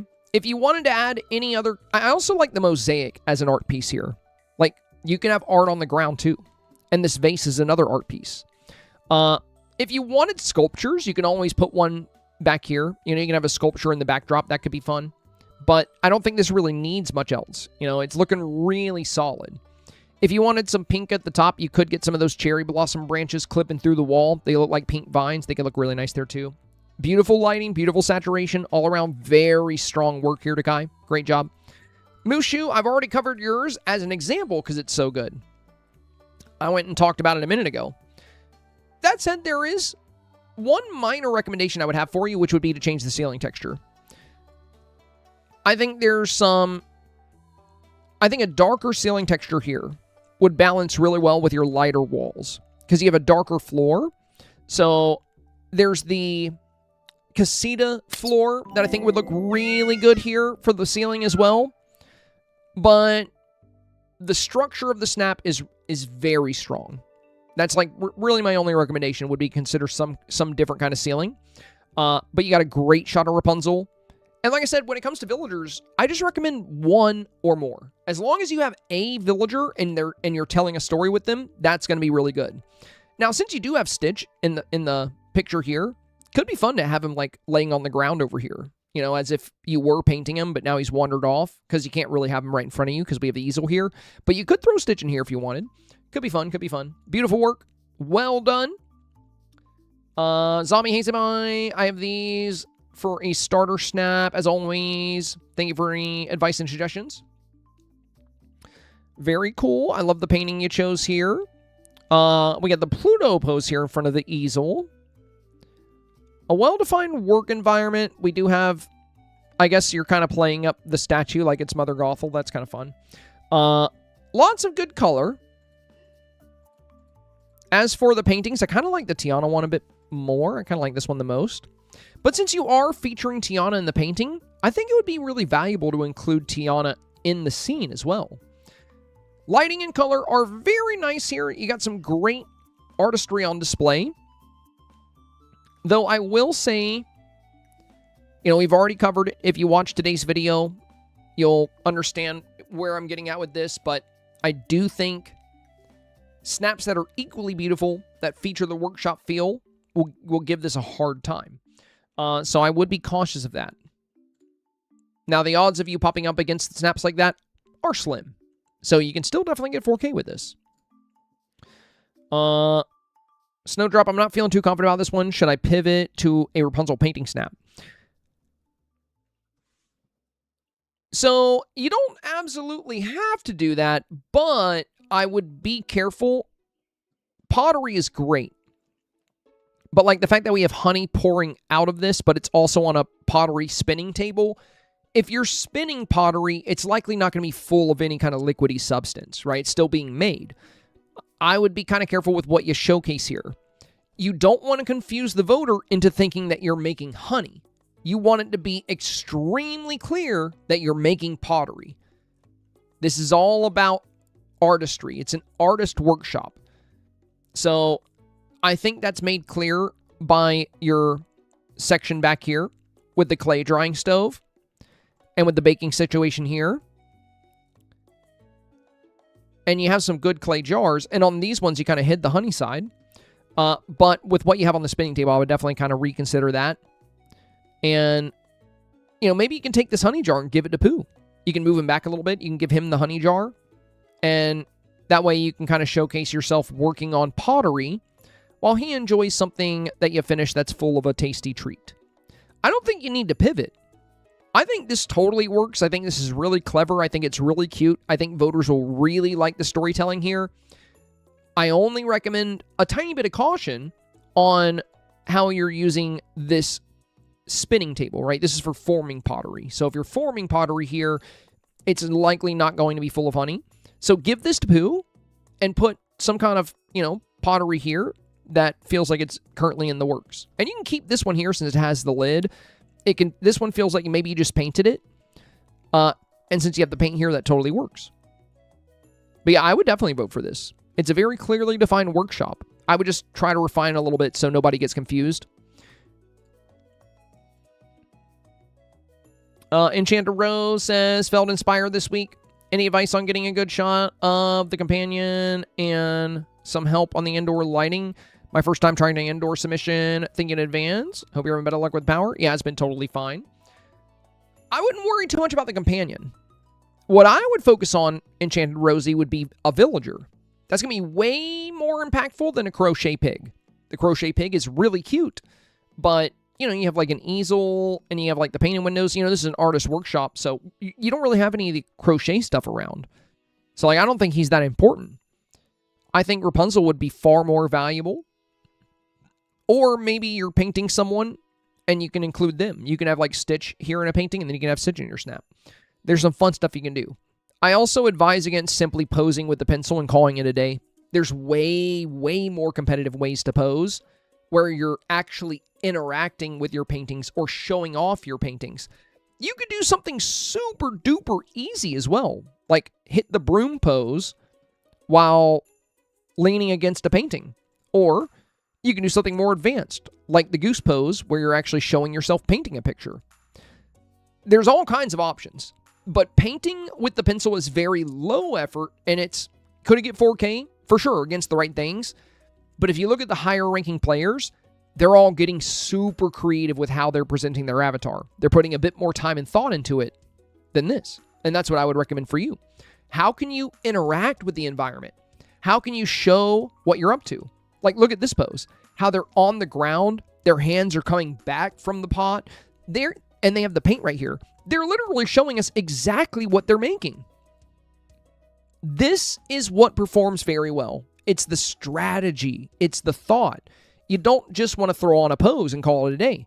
Notice how in this one, she's right in front of the easel with a hand out, and she's looking back at the camera like, oh yeah, I'm working on this right now, right? These snaps are strong because they're interacting with their environment. They're telling a story. So why is it that all of these snaps we're seeing that are doing this are also coincidentally all from high-ranking players? It's because they know how well this does. They've seen it. They do it every week. I would encourage you to do the same. I promise you, if you start putting a lot of thought and strategy into how you present the avatar rather than just looking pretty and holding an item that works with the theme, you'll see a boost in performance. Lighting-wise, it's actually good. I don't think you need a lot of tips on the lighting. If you're looking for extra lighting advice, just watch my lighting tip guides. I would focus more on a villager instead of the companion and how you're planning on presenting the avatar. There's things a lot better than that pencil. Same thing for you, Cozy Girly. You got an easel right here you could be working on. There's so many things you could do. I do like the avatar presentation, though, with the overalls and with the hair. She looks good. But I would definitely vote for a snap like this over a snap like yours in the blink of an eye without even thinking about it. If these two popped up, and I'm not saying this to be mean about your snap, I would vote for your snap over a lot of other stuff. What I'm saying is I would also vote for this over a lot of stuff, and that includes your snap. So I would still vote for your snap. But if you pop up against other snaps where the player is being a bit more creative and they're showing exactly how they're getting artsy, they're going to be more likely to get the vote, not just from me, but from countless other people. Again, it's all of these very high-ranking players that are doing this. And this impresses voters. We do see snaps like this in 4K, but we see a lot of them in 2500 and we see a lot of them in 15. So this does have a shot at 4K for sure, if it's up against the right stuff.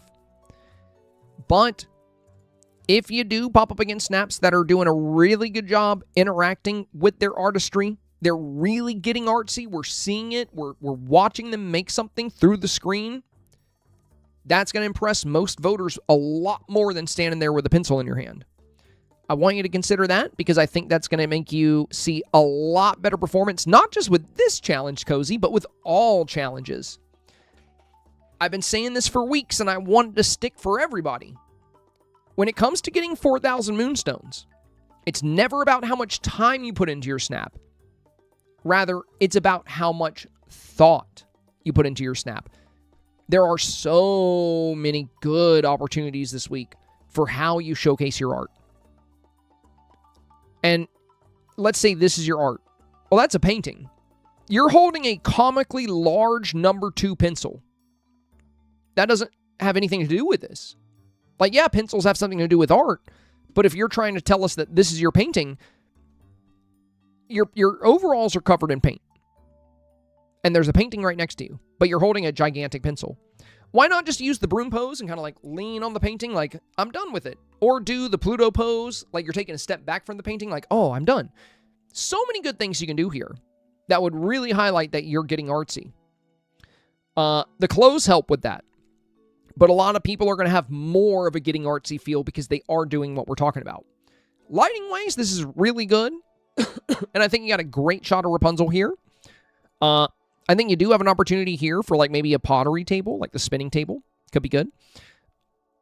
Overall, solid snap, solid snap. I think if you were to get a little bit more creative with your pose, you could have a very high chance of 4K.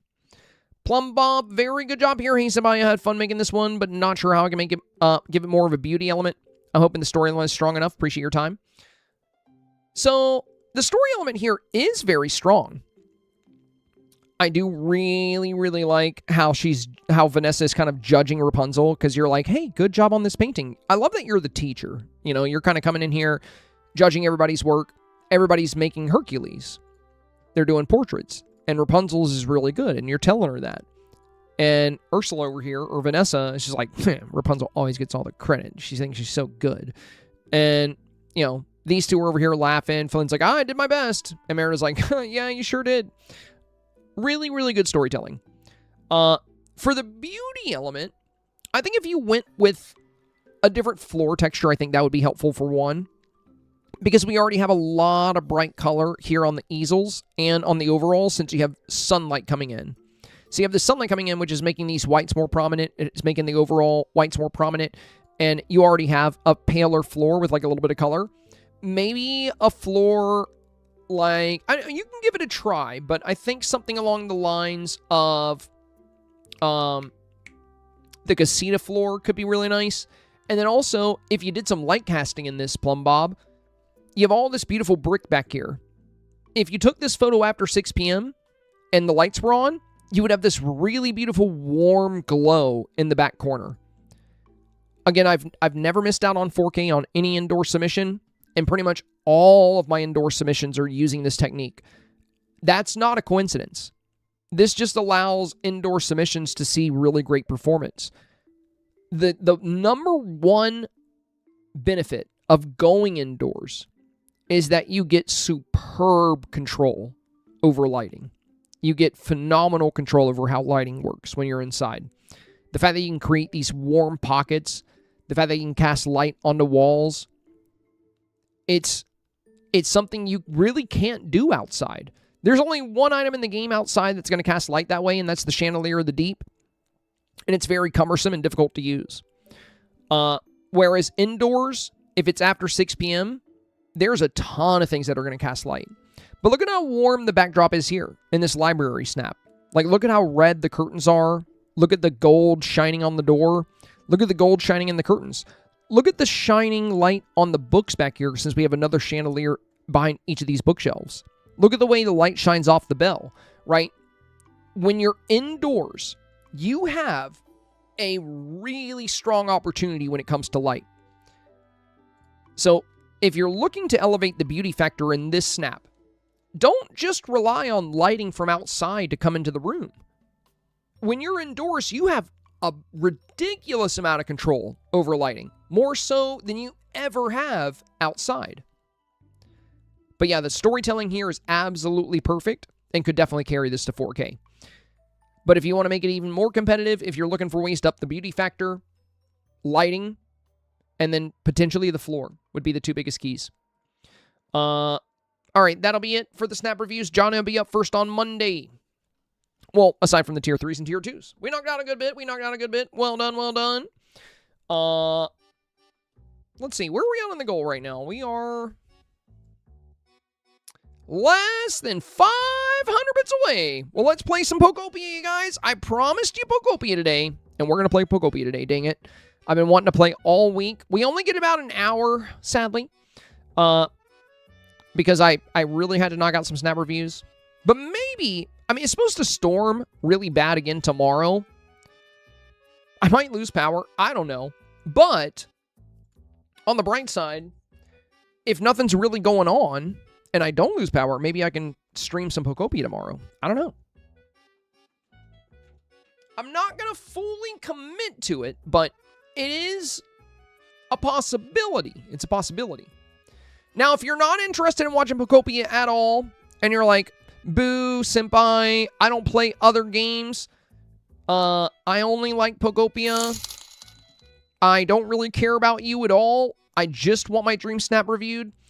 Well, I got something for you.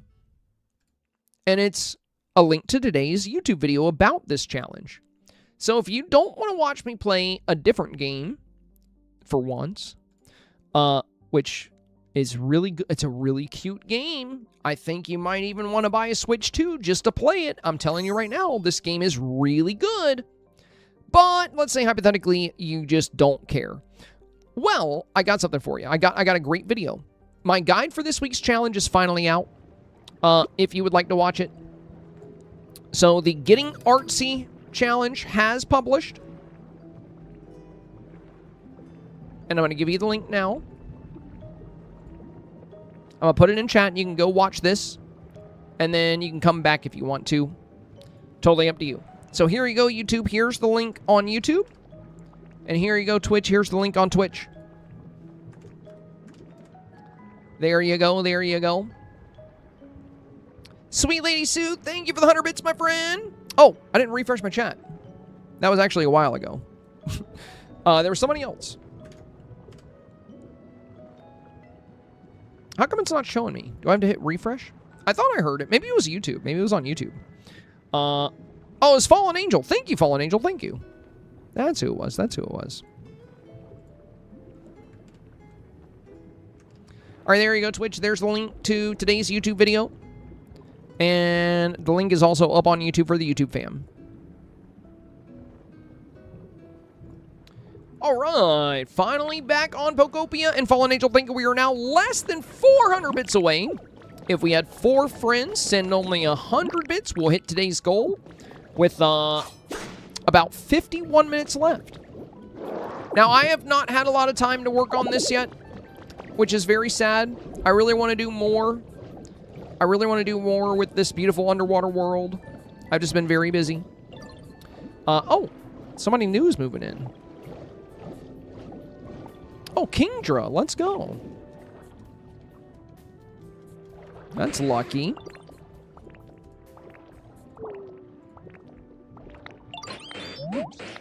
I said, remember, it's only good for PC. Yeah, you know how it is. Johnny, hello, hello.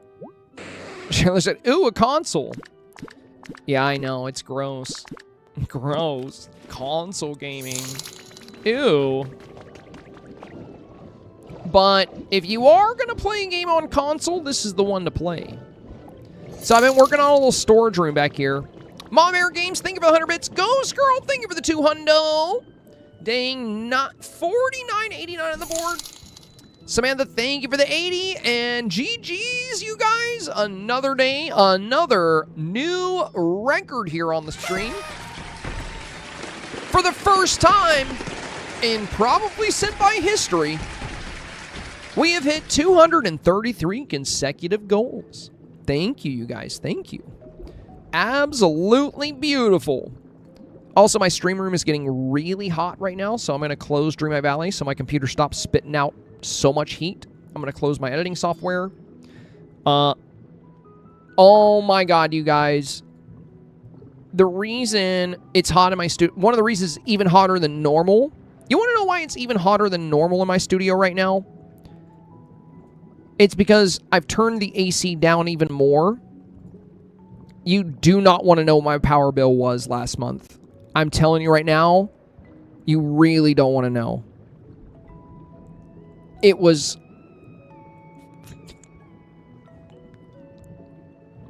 It took me by surprise. I will tell you that. You can try to guess. Bell said, I bet mine was more. I don't know about that. Over 200?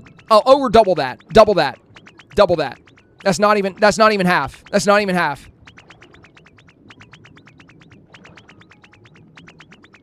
Bell, that's actually pretty close. Yeah. It's absolutely absurd. And it's annoying because it's not even really my fault, you know? Like, it's not like we're just wasting power willy-nilly. But the problem is, here and in many other places, they're building all these fucking data centers. Sorry, but they are. And these data centers require about as much electricity as a small city. And then they consume so much power that power for the residents skyrockets. And since we just had like the hottest month ever in July, my AC was running nonstop. And then I also have a really powerful PC here as well. So my PC, the AC, it just ended up being like, electricity is so expensive. I've never seen it this high before. And I like, it's definitely the data centers, dude. I mean, you can Google it. The reason data centers are popping up in Ohio so much is because the winters here are really cold and it saves them money. And it's also because they were building a ton of data centers out towards Cincinnati in southern Ohio, but their power grid was getting to the point to where they couldn't handle it. So now they're sending the data centers up north towards Dayton, and they're building them here. And now they're like, oh, sorry, guys, power's going to become a commodity because, like, we got to give it to these data centers. So if you want to use your AC, you're going to have to pay double. So the power here in the past, like, 5 years has tripled in cost because of this. And I'm so sick of it, dude. What are these data centers even doing for us? What are they even doing for the common citizen? Like, oh, yay, we get AI tools. I don't give a fuck about that, bro. I just want to be able to afford my electric bill. Is AI going to pay my bills? No. No, it's not. We get no value out of these data centers. The data centers are only benefiting mega corporations. That's the only people they're benefiting. And it's pissing me off, bro. It is making me so... I'm about to turn into Johnny Silverhand from Cyberpunk, and I'm about to blow up Arasaka Tower, bro. I swear to God, if I get another electric bill that high, I'm going to certifiably crash out. And if you do not see me on stream and I someday disappear, it's because I became a terrorist. I'm just kidding. That's in a game, in a video game. Of course. I don't mean in real life. I mean in Minecraft. So I will become a terrorist in Minecraft, and I will blow up my friend's house with TNT because I'm angry. And this is all a joke, by the way. It's all a joke just for fun, just for funsies. It's just for fun. I don't mean any of that. No, I'm not okay. I'm actually frustrated, bro. I've never had a power bill that high in my freaking life. And when I first moved here, the power was so affordable. You know, when I moved here like 4 years ago, it was so nice. I was like, wow, this is such a good, affordable place. And now the power's like 3 times the cost because we have these corporations building data centers just so they can stockpile data and they can build AIs. And it's so stupid. I'm just ready for the AI bubble to burst. I'm ready for... I would rather the economy crash and I lose all my savings than have these mega companies continue to just benefit off of our backs while we pay 3 times as much for gas, 3 times as much for electricity. I'm getting sick of it, bro. I'm getting sick of it. Anyway, Let's check out Bokumpia. What a beautiful place this is. What a beautiful place. Let's turn up that relaxing music. Let's relax a little bit.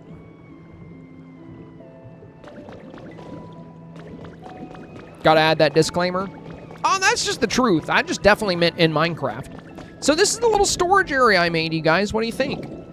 I used treasure chests down here instead of the regular boxes. And I put all these corals in the wall, so it's like nice and pretty. I gotta show you this at nighttime. It looks way better at night. Looks way better at nighttime. It's very pretty. Faceman Gamers is the same. Honestly, I'm waiting for the bubble to pop. Yeah, it's just stupid, like, at this point. And it's also funny because, like, a bunch of companies have been, like, replacing actual jobs with AI. And, like, the media and a lot of big companies and corporations are trying to tell us we're all going to benefit from AI. Like, oh, everyone's going to benefit. Everyone's going to gain something. Bro, no. It's only taking jobs away. Like, a bunch of, like, now anytime you call any kind of business now, you don't even talk to a person. You talk to an AI assistant. They're like, hi, I'm the AI assistant. How can I help you today? I'm like, let me talk to a human, you freaking clanker. I don't want to talk to you. And then, you know, they call you a robot racist. But anyway, I'm over it. I'm over it at this point. I don't want anything to do with it. I think there are some great benefits to AI, especially in the healthcare field. I think AIs that are powerful enough could help us have breakthrough scientific advancement, but that's not what we're using it for en masse. What companies are using it for is what you would expect companies to use it for under late-stage capitalism, right? Companies are basically just using it to replace human jobs, to cut corners, to save as much money as possible, and they're utilizing it to increase their profit margins. And they're telling us it's for us. It's for our benefit. Like, that's why they're adding all these data centers. That's why they're building out on all of this AI architecture, is for our benefit. Meanwhile, the only benefit I've seen is that my power bill is 3 times as much, and that people are constantly getting laid off from different types of jobs because they're being replaced by AI. And they keep saying, oh, well, if we build data centers in your area, there's going to be benefit. Like, what benefit, bro? Data centers don't bring any jobs. Sure, there might be 10 jobs for maintenance techs. But, like, you know, back in the day when a company invested billions of dollars in your area, that was to build, like, a car factory where thousands of people would get employed. Now they're just building these giant data centers that require as much electricity as a small city, all while treating electricity as some kind of commodity that we need to share with these corporations. And at least they're trying to pass laws to fix this. Like in Ohio, there's a lot of pushback right now, which there should be after the power bills we've been getting. But what they're trying to do in Ohio is push the burden onto the companies, and the companies have to provide their own electricity. So they have to build their own power plants if they want to. But a lot of people are saying that's not enough, and I would have to agree. I don't think it's enough. I don't like the data centers. I'll be honest. I don't. I think there's just not enough benefits in AI yet. I think it's something that's been. It has a ways to go, and who knows? Maybe it'll improve extremely quickly. You know, maybe AI will. It is rapidly improving, but it has a good ways to go before it's actually something beneficial for mankind. Like right now, like I remember back in the day, I would Google something, right? And I would get like facts, and I would get like conversations on Reddit I can look over. Now all I get, you know, I still get those, but at the very top of the screen, it's always just an AI summary. I don't even want that. Like I can find my own information. I don't need AI to summarize everything for me. I've been doing that for years. That's not helpful. What does it save me 30 seconds? Big whoop, bro. Is it worth the triple in electricity? I don't think so. I feel like AI was kind of all the rage when it first came out. And like I said, I do think there's some real benefit possibilities down the road, especially in healthcare and science. But as it stands right now, it's just not being used properly. I think we need legislation on AI. I think we need a hard ban, which I don't think would ever get passed because the way lobbying works in this country, doesn't matter if it's Republicans or Democrats in charge, money's always winning. Money always wins because both sides are bought and paid for by the same people, always. Sure, there will be some differences depending on who's in charge, mostly cultural differences. And at the end of the day, though, it's just one of those things that, like, you always expect change, and it never comes. You know, no matter who's in charge. It's always the same song and dance. Always. Certain things change, certain things stay the same. And it's just so telling to me that one of the biggest thoughts on most citizens' minds right now is cost of living. And despite that, they just keep building these data centers, and they just keep on jacking up the cost of electricity. And then we have the cost of gas going up. You know, we have all these things that are getting more expensive, even though the average citizen doesn't agree with most of the decisions being made because it's making things more expensive when they want things to be cheaper. And then, you know, they'll try to convince you, oh, you know, this is for the good of our economy and the good of the future. And it's like, is it? Or is it just good for your shareholders? Is it just good for your profit margins? Because that's what I think is actually happening. I think what's actually happening is that it's not meant to benefit us. It's always just, you know, the rich get richer. And that's all it's about. Aim for Space says it's really hard to be an adult right now. Agreed, my friend, agreed. It was easier to be an adult when I was not even as good at being an adult, to be honest. Like, if anything, it's getting harder. That shouldn't be the case. As you grow up, it should be easier to be an adult. It should be like, wow, you know, like I really figured this out. Now you got to figure out new stuff. But yeah, that's just a rant. I'm mostly ranting because it's really hot in my studio right now because I set the AC to 72 instead of 70.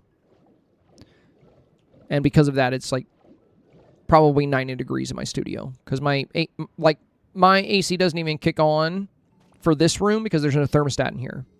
So if I keep it at 70, the AC runs quite a bit, and it keeps this room a lot colder. But if I set it at 72, I think it's 73 degrees outside, so it's just not going to run. It's not going to run much today at all. So it's just going to get hotter and hotter and hotter in here. I'm just ready for winter. I'm ready for winter, even though I despise winter here because I don't do well with cold. I want winter just because I want my studio to not become a sauna. It's way too hot in here.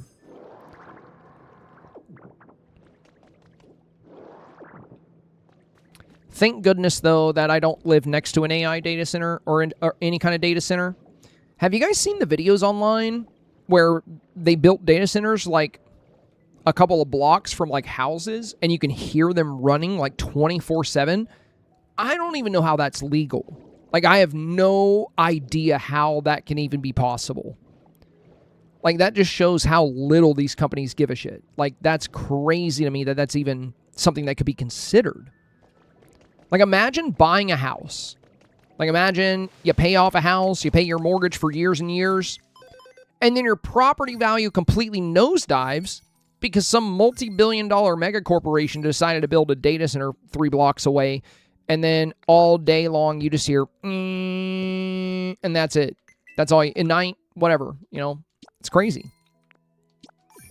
Also, call me a conspiracy theorist here, but I don't think it's a coincidence that it's a lot hotter this year than it has been other years, considering we've spent like the last 3 years building so many data centers that pump out so much heat. They don't talk about that, you know? They don't really talk about that much. All that heat has to go somewhere. And yeah, it goes into the water system, but then that water turns into steam, and then they have to off-vent that heat. That's a lot of heat. That's a lot of heat being dumped into the environment. More, I would say probably more than ever before. Maybe not as much as the Industrial Revolution, you know, because we didn't have much environmentally friendly policies back then when they were just learning how to industrialize. But, you know, I would say the environment was probably pretty bad back then too. But I don't think it's a coincidence at all that it's been in, like, so not only are they making our electricity more expensive, they're literally speeding up how fast things heat up. And like I said, the funny thing here is that this is kind of on both sides, right? Like, you have... And now that midterms are coming up, now there's a bunch of people being like, oh, so-and-so voted in favor of data centers. I'm like, yeah, you'll probably do the same thing, though. You know, like, I feel like lobbying... We really, really need reform in this country. I think there should be a very, very strict limit on... I don't think corporations should be able to donate to campaigns whatsoever. I think a lot of problems would get fixed in America if we put term limits on Congress. That's something we've needed for ages. Because, like, we're being ruled by dinosaurs. And number two would be to get big money out of politics. Politics are supposed to, you know, our government is supposed to represent the people, not the corporations. But that changed a long time ago. Now it's just all about the money. And if you want to get elected, you know, you gotta play ball with the right people. Or else the media will make you look like you're a nut job, or they'll make up dirt on you, or they'll just give you a weird nickname like Crazy Bernie or something. You never know. But they'll find something. They'll find something to make you look like an idiot because you're not playing ball with the money, you know? And sadly, I don't think anything's going to change unless we do get policies that limit that. There's not much we can do about it.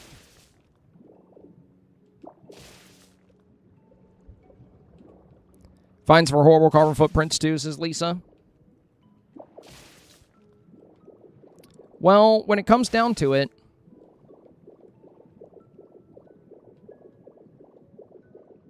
we've had decent... Like, the thing is, the U.S. is actually, when it comes to our carbon footprint, it's a lot better than it is in places like China. You know, it's not absolutely atrocious here, as it is in some places. But I do agree, you know, that we do need strict environmental protection laws. I think for data centers, there is some good advancements, but I think it's going to take a few years before these come to fruition. But I don't think we should be in a rush to build data centers right now, because if we wait a few years, we'll have better tech for it. I read an article the other day about these data centers that can be built in the ocean that use the movement of the ocean to cool. Now, of course, you don't want to heat up the ocean, but the way they work, they put out minimal heat. It's basically these big upside-down floating pillars, and the momentum of the ocean, the movement, is what helps cool them. There's also been talk of building data centers in very cold environments. Of course, you probably not a good idea to pump out a lot of heat in cold environments. I think, really, we should wait for quantum computing and stuff like that to catch up. Because if we can make more powerful computers that put off less heat, which eventually we will, mankind, 16 years before the Wright brothers flew the very first plane, the New York Times made an article stating that mankind was likely hundreds of thousands, if not millions, of years away from being able to fly. And then 16 years later, the Wright brothers flew the first plane. So, we are constantly wrong about how fast we can develop technology. You never know what kind of ideas are out there. You never know what the future is going to look like. And it'd be really nice if the world would kind of slow down and say, you know what, these data centers are causing the cost of living to go up too much for our citizens. And the downside is, if we don't do it, other countries do it, right? And then we feel like we're behind these other countries, or at least that's the way the people in power like to justify it. Like, oh, we gotta keep up with China. So it would be really nice if not just America, but like all the countries came together and just said, let's stop this for now. Let's just chill out on this idea for now. Let's regulate it like we regulate nuclear weapons. Let's have inspections. Let's make sure nobody's pushing the AI envelope too far.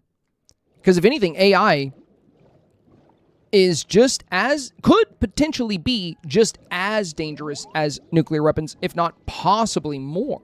You never know. It just depends. Depends on what comes of it. So I do think it's something that needs to be, you know, more thoughtfully managed and regulated. But it would be nice if everybody was able to come together and stop the big AI competition, because that's one of the reasons we see so many data centers just going up everywhere. And it's just making the cost of living very difficult.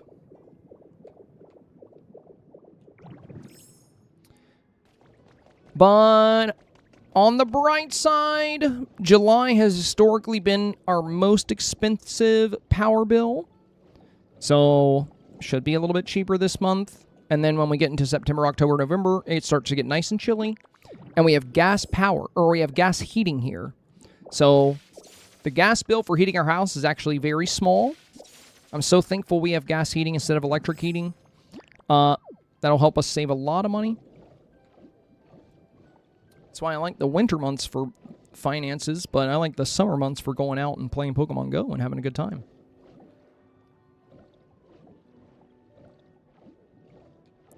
Yeah, the Link Queen is always here.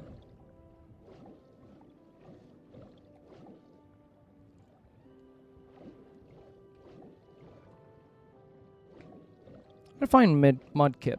Where's Mudkip?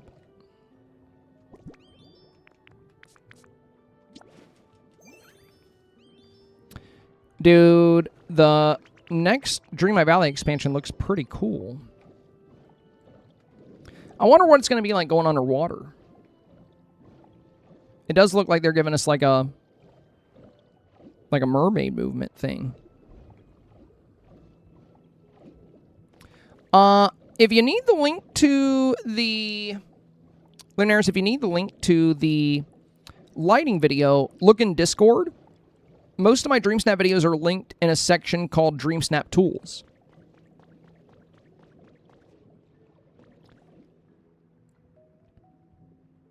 Did you get the vibe that it's a full expansion, not an adventure pack?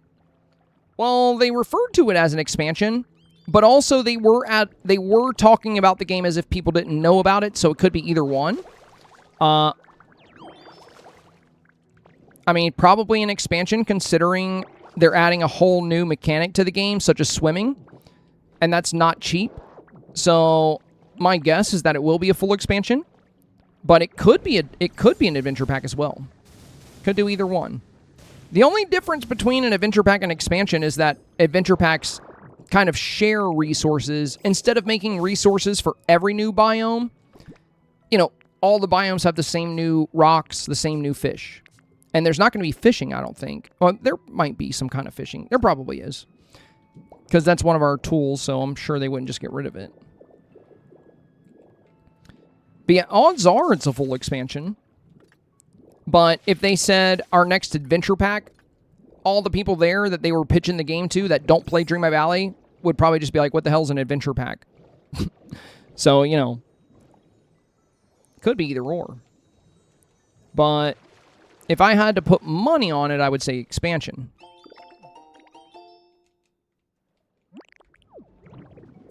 Like a fool.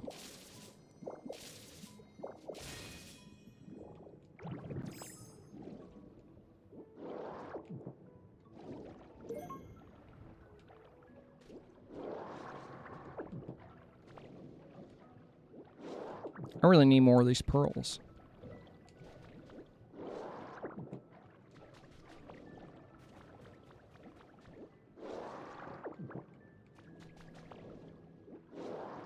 There's a lot of them over here. I don't think I've been way back here yet. Also, what's this? Yeah, Lilo was a cool reveal. I'm also really excited for Oogie Boogie. I think that's a super cool Halloween character. I do hope eventually we get Coco. A Coco update with Miguel for Halloween, maybe next year.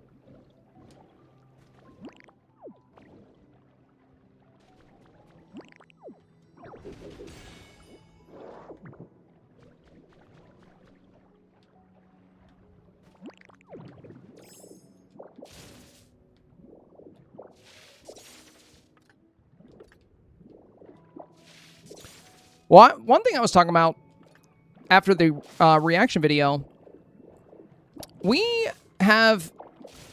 been thinking Jack Sparrow was coming to the game for quite some time. And we actually theorized he was going to come with Skull Rock because he's had dialogue lines in the game since before Skull Rock was finished. So, like, I've been expecting Jack for a long time.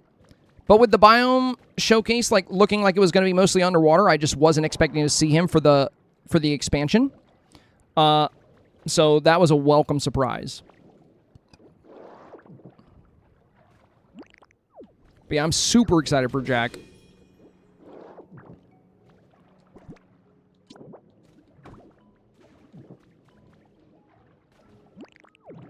That was a really cool reveal.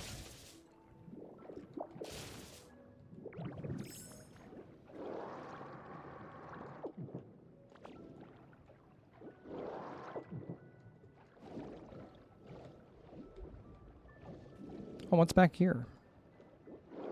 Looks like another house. Oh, that's the school. That's Totodile's place. Looks like an old pool over here.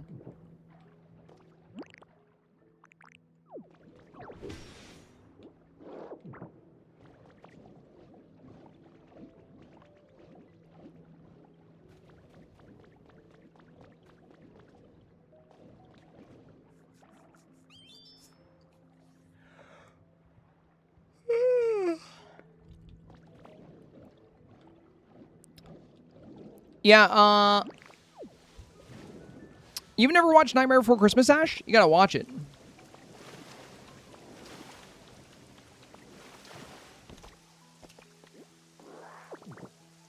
What is this little place?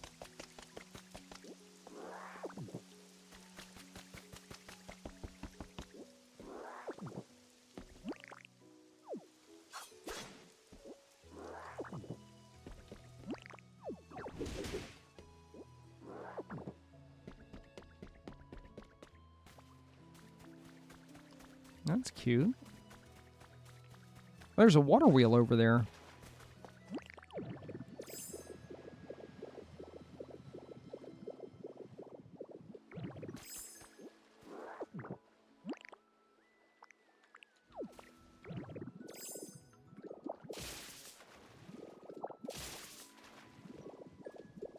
There we go.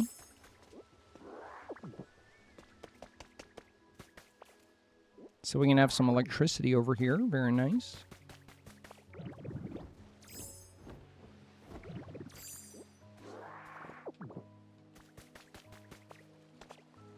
Yeah, I've barely been able to play this game since the update, so I still haven't even explored everything yet.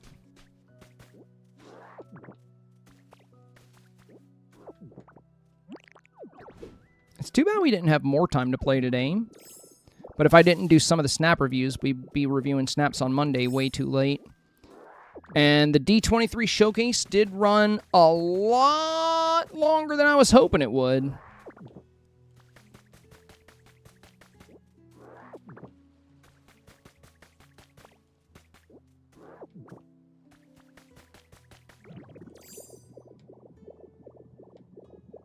Okay, I think we've kind of explored everything. Where's the edge of the map? Okay, that's the edge.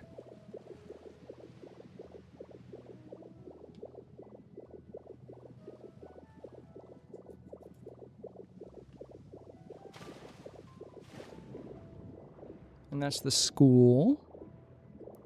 I'm going to steal this coral. I'm going to print so much coral because it's so pretty. I'm going to put it everywhere.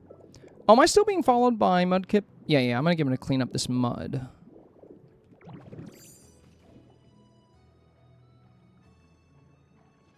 Well, considering that the DLC is underwater, I would expect to see Nemo and Dory.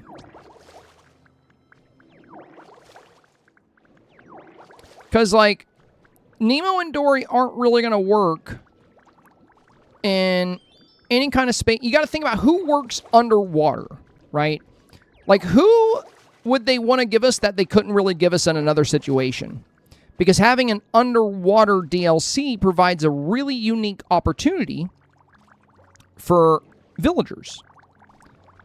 And that's why I was so surprised to see Jack Sparrow. But yeah, I would expect we could even get Flounder. So Flounder could come to the game. And then villagers that would probably have some quests with us there from the main game would be like Ursula and Ariel, because they have dream styles that would allow them to... And imagine Ariel dream snaps, where you have her in her mermaid form, but she's like right next to you, not just in the water, right? There's some really cool stuff. So I would not be surprised at all for villagers like Flounder or Sebastian. I would not be surprised at all for villagers like Nemo or Dory. That's kind of what I'm expecting. It's kind of what I'm expecting. Is think villagers that they couldn't really add to the game any other way. And, you know, aside from just having them in the water like, you know, Ariel and Ursula are. But Ariel and Ursula also have human forms. But for villagers like Nemo or villagers like, you know, Dory or Flounder, they're not going to have human forms. So in order for them to actually follow you around in a meaningful way, you would need an underwater environment.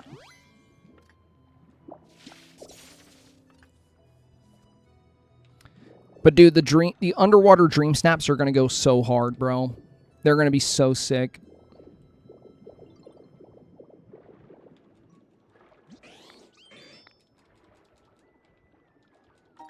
Like, we've always found ways to make it look like we're underwater, but, like, now we can actually make a real underwater dream snap. That's pretty cool.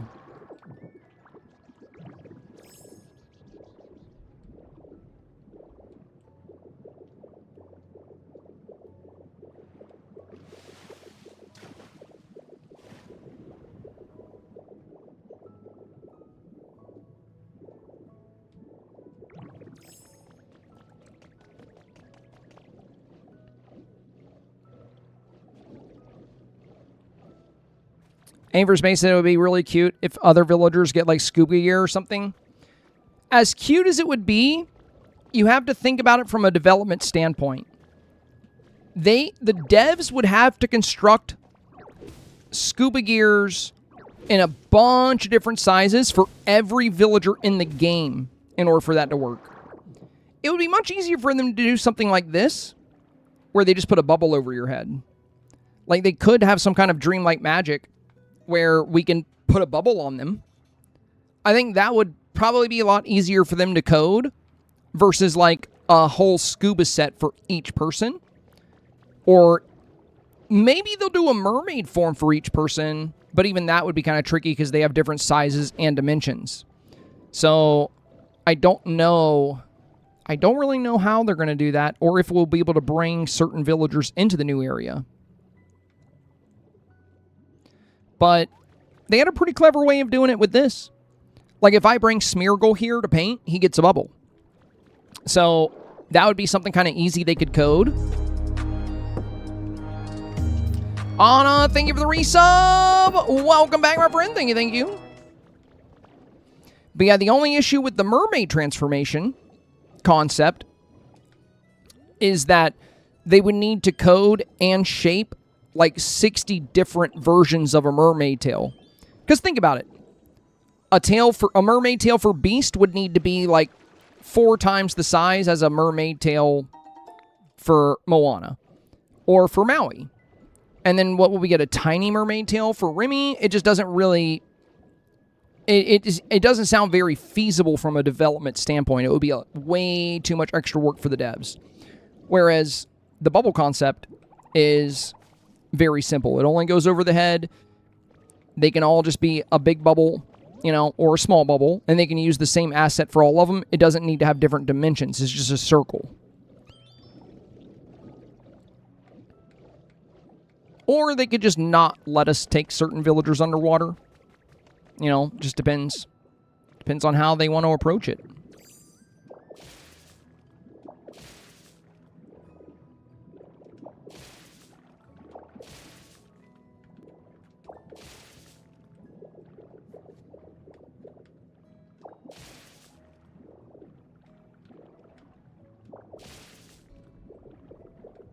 I'm very curious, though. Very curious to see it. And we will probably get some really cool new Twitch drops, too. Like some good underwater decor.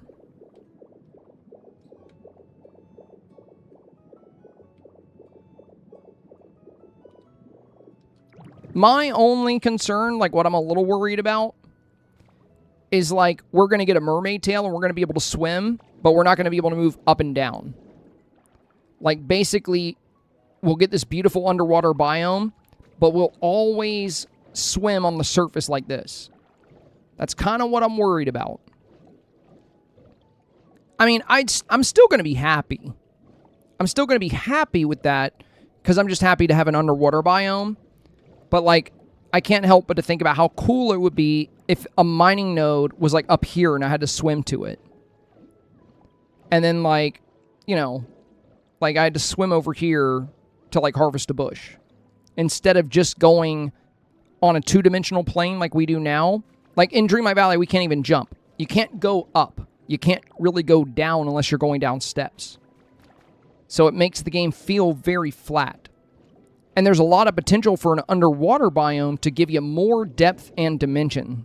Like you can go up, down, and all around. Pokopia, for example, did an absolutely fantastic job with this concept. I sincerely hope that Dreamlight Valley, you know, does something somewhat similar. We'll see. Though I'm not going to hold my breath on it, you know.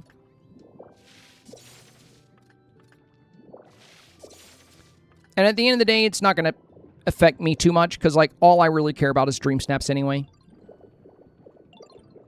It would just be cool. That's all. It would just be kind of neat. That's it. Hold his breath. Yeah, that's pretty funny. Yeah, it's pretty funny.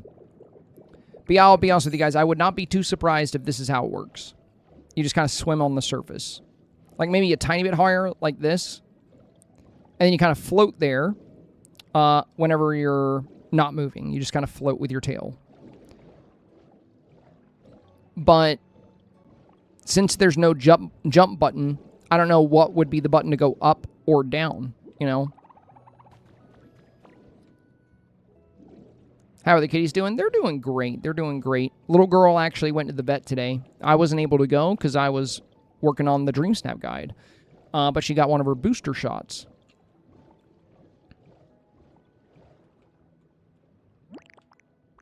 Well, she got 2 shots, actually.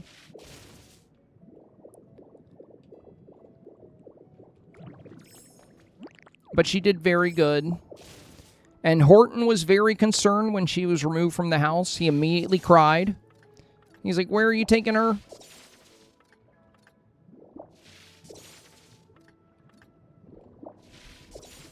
Yeah, there's some great videos in Discord of them being introduced.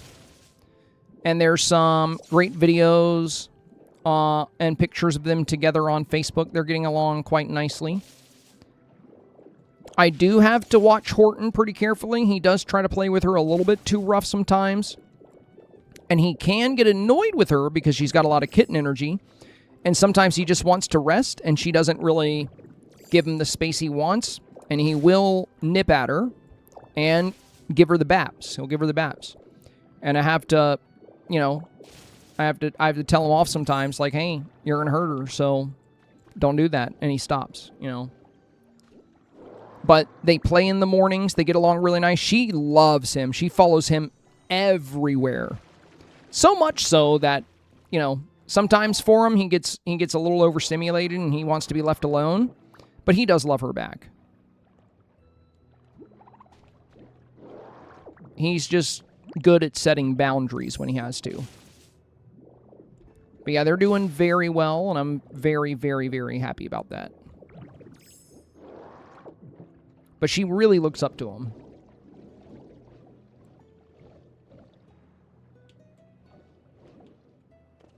Like, she likes to follow him wherever he goes. And she loves to try to play with him.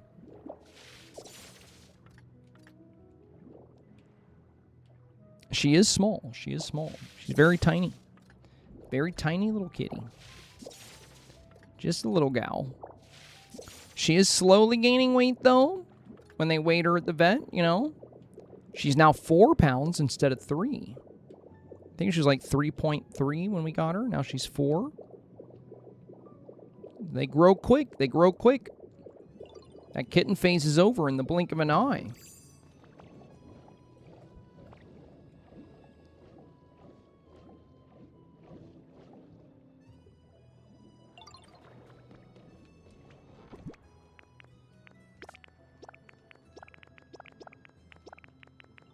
I'm going to move all this stuff to my new storage.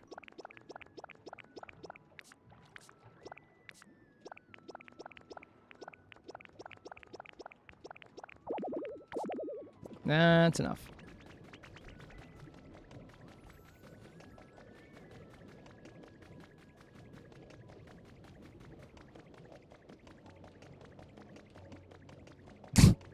I said, I remember when I was 4 pounds. So it said in the womb? Yeah, when I was just an egg. Ah, yes. The old egg phase. We all remember that one fondly. Ah, to be an egg. Good times.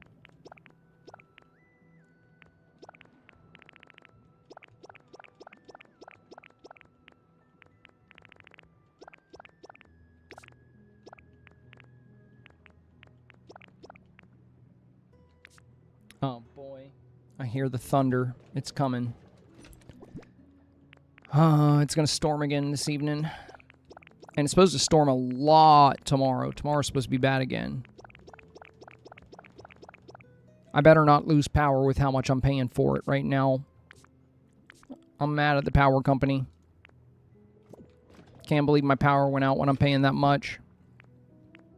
Honestly, with how expensive electricity is right now, my power should never go out.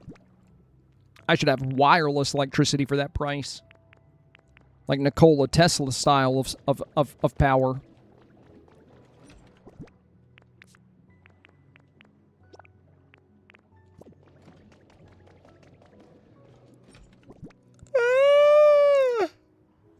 Ow. My jaw popped. Also, sorry for the yawns. It's just hot in here. And sometimes when I get hot, I get eepy. I also get angry. Hence why I ranted about the data centers.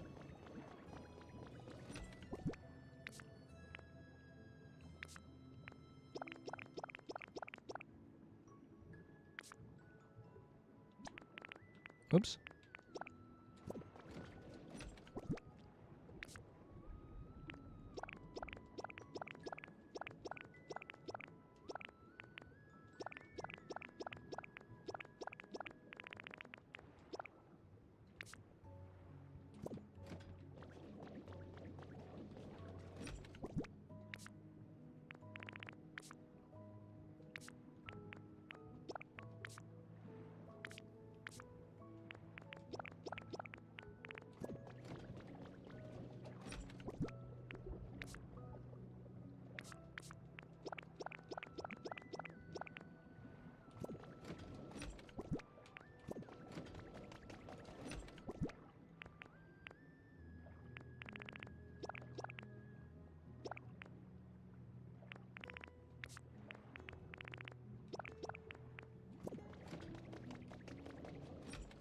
I'm going to mark these chests later.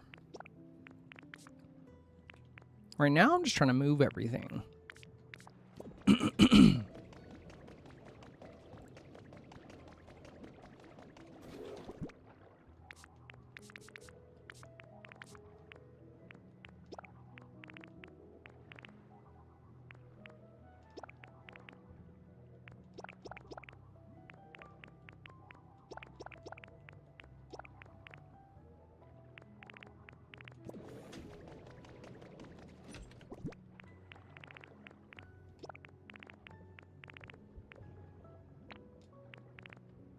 All right, that's pretty good.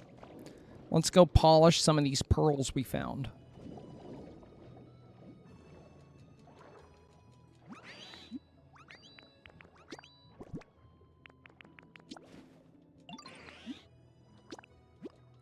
Scrub my pearls.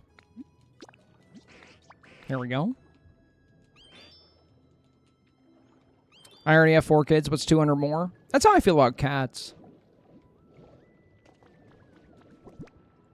I might as well get more cats. Where is Shelter? Oh yeah, he lives in the dark house. He likes dark.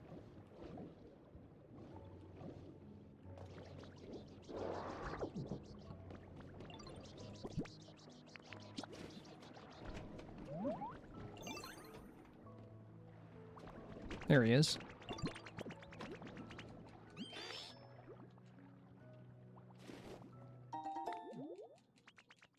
I'm about to give that right back to you.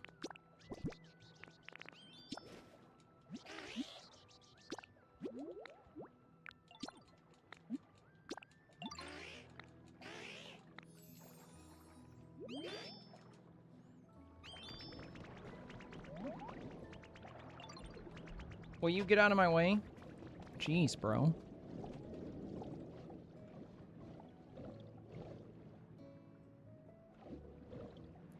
Yeah, I'm getting rid of this old storage setup for the new storage setup. It's a lot bigger, can hold a lot more. Try to move all the food over. I'll wait on that. Let's try the other ones first.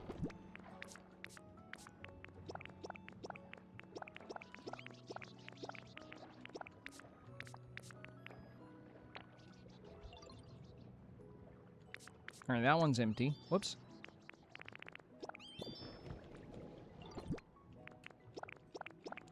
Blocks.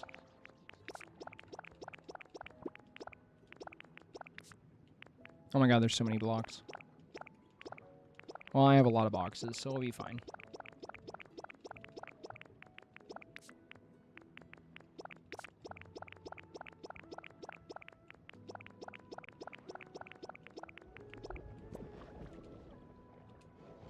And this one, landscaping stuff. Okay. Do I have space for it?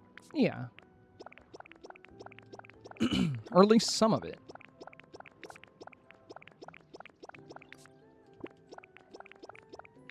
There we go. I got all of it. Let's move this over.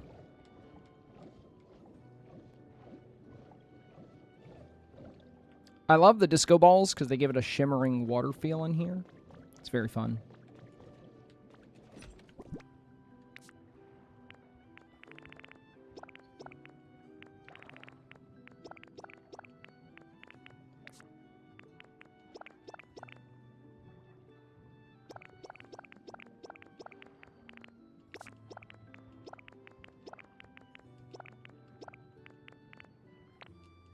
So those are environmental blocks. And these would be building blocks.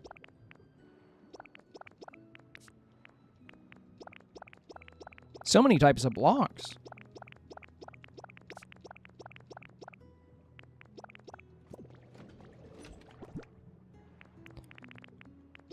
And these are environmental but important blocks. Some are used for crafting, some I'll need to repair the grass.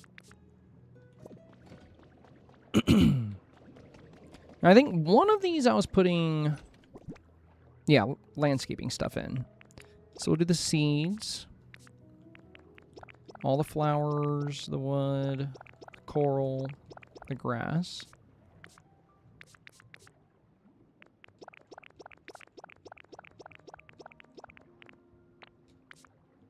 There we go.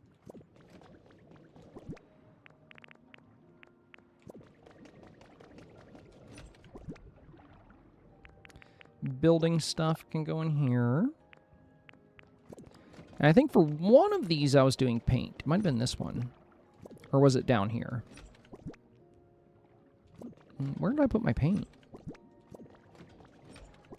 Oh, I think I might have put paint next to resources. Yep. There we go. Speaking of resources, we got vines and shells. And then we have one more building block we got to put away. There we go.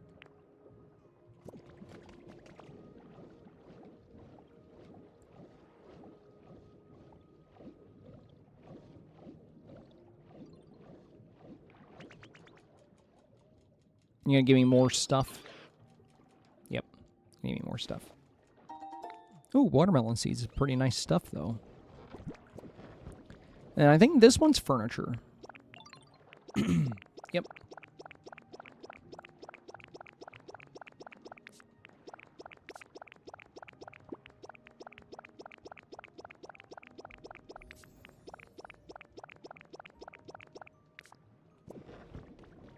Perfect.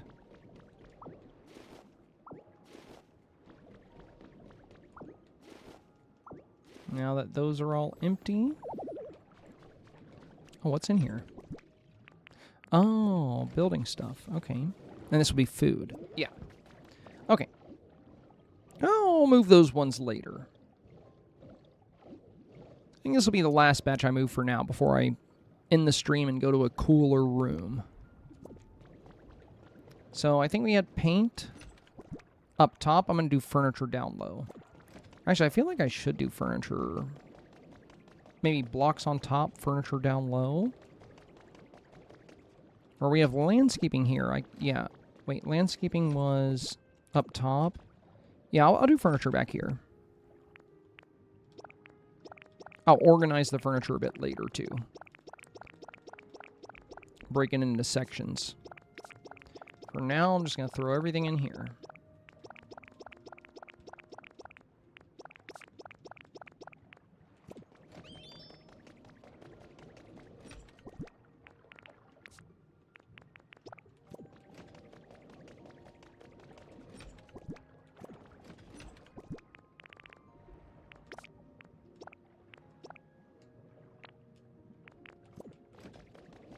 All right, last thing we'll do is appraise these relics we found.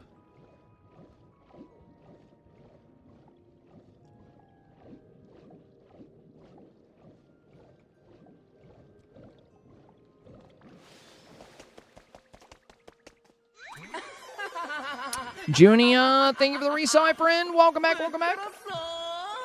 Much appreciated, much appreciated. Good to have you. Appraise.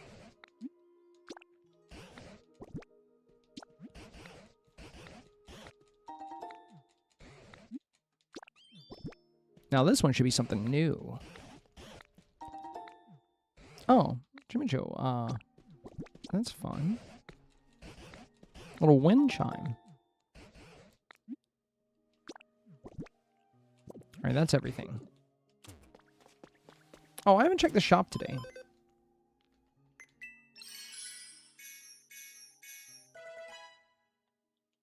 A harp, that's pretty. And I did get some new recipes. Oh, it's for the ornate set. Yeah, I'll go ahead and get this. I love that partition. And I'll go ahead and get the ornate desk as well.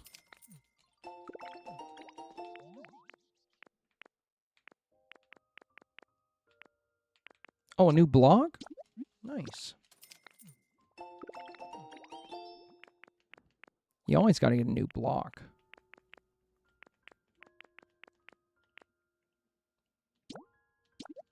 Let me get the C-cell seat.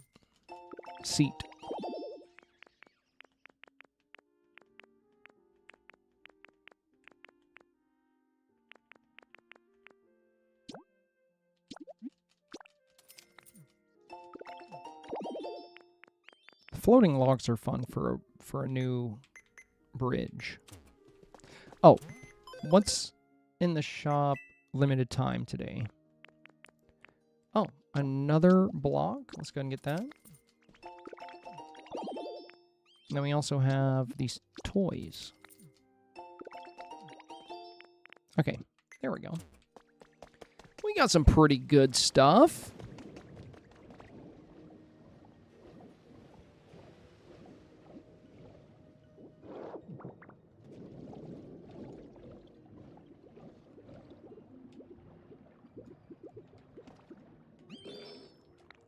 Isn't mud great? I feel you, and that damp smell is hard to beat. Oh, hey, we should play in the mud together sometime. Oh, good idea. Let's do it.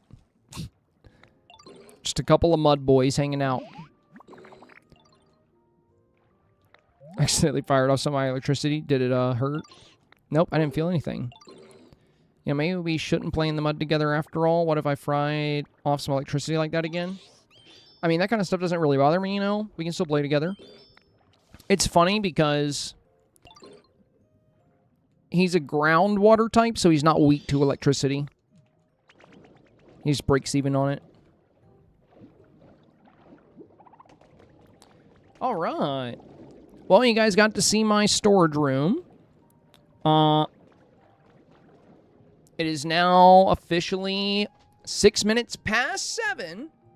I've been playing forever. Part of me is like, maybe I should wait to get the new DLC. The other part of me is like, no, get it now. Well, it doesn't really matter when you get it. If you get it later, you'll have more areas to explore at once. If you get it now, you can get a head start on these new areas. So it's kind of like, you know, do you want to get it now and mess around with the new underwater biome, which is amazing? Or do you want to wait and have, like, multiple new biomes to experience at once?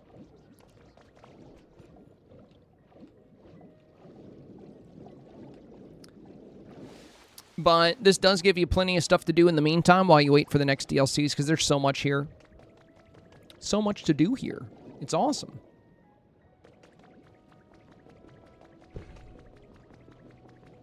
I wonder where Mon-Fri is today.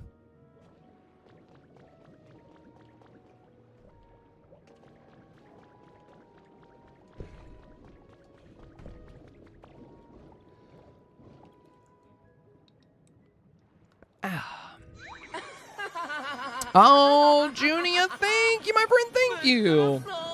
Junia coming with a tier 2. Greatly appreciate that, my friend. Oh, and by the way, for my YouTube friends that became 2-tier YouTube members today, I will, by the end of tomorrow, you will have access to the tier 2 forums, by the way. I will get it set up this weekend. That'll be a top priority tomorrow morning and afternoon.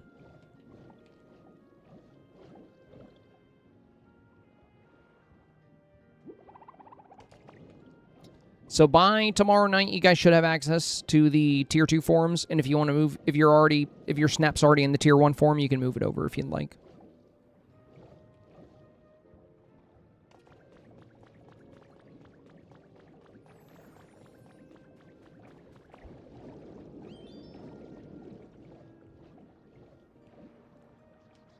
You want me to set them up, or do you have it?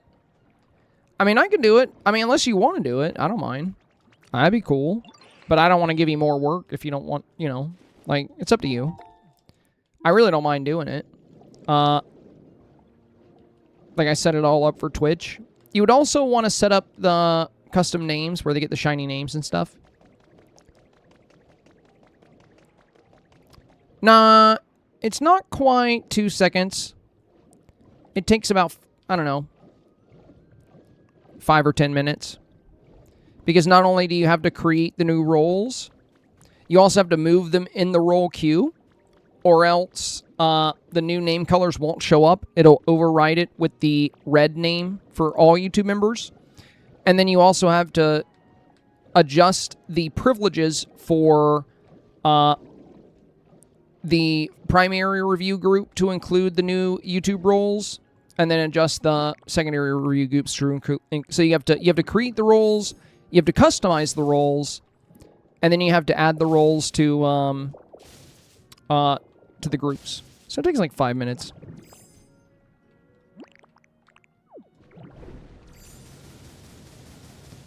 But I was also planning on spending a little bit more time on it because I wanted to look and see. I also want to change the mod colors, as you guys had mentioned. And I also want to change... I kind of want to switch the way Tier 3 and Tier 2 look, because I think Tier 2 actually ended up looking a lot cooler than Tier 3. So I was thinking about swapping them as well. I was also thinking about potentially giving a different gradient to YouTube Tier 2s, just so they stand out. So it can take a lot longer if you start experimenting with the color gradients, because there's like a whole color wheel. And there's like literally millions of combinations you can do. So it really depends on exactly what you're doing. And I was planning on doing a good bit more than just activating the rules.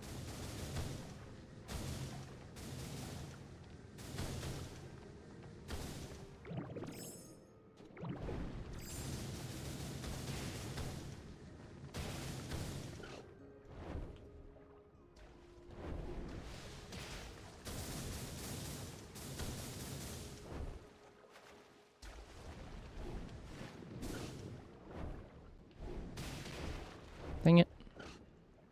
Big clumsy oaf.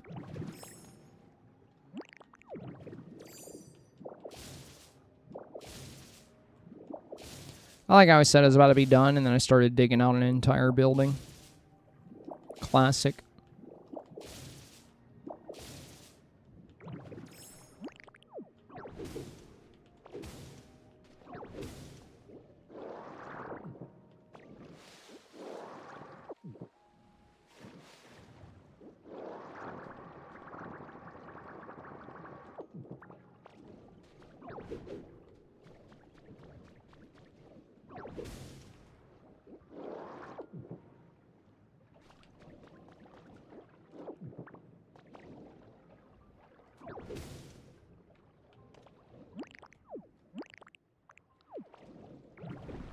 Why would you go up there first?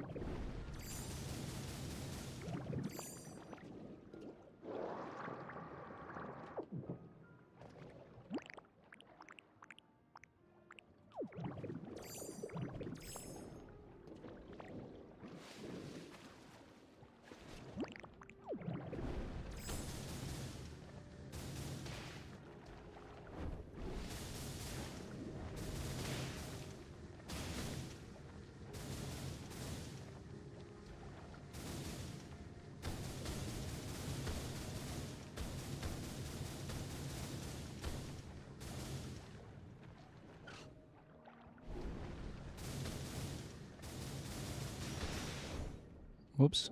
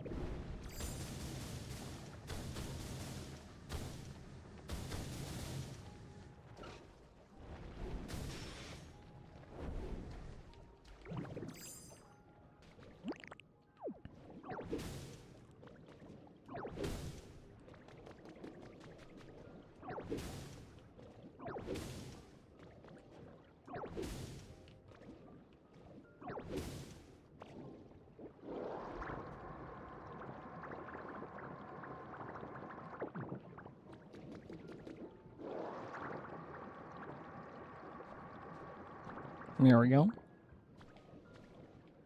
I can set it up and you can change colors. Okay, sounds good. Sounds good to me.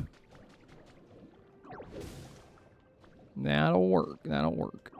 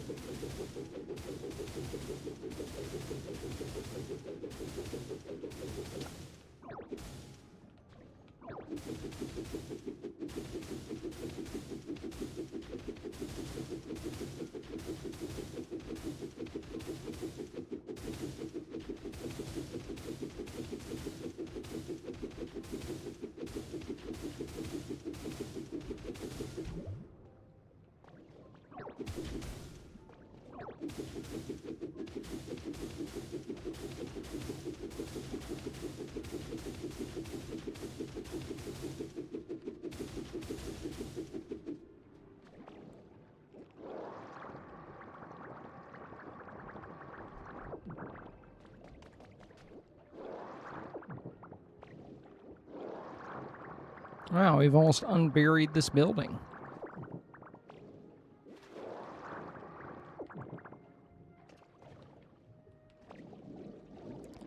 Yeah, I'll probably finish this a little later.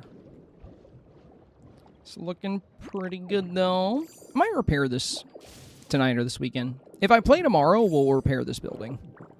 If I stream.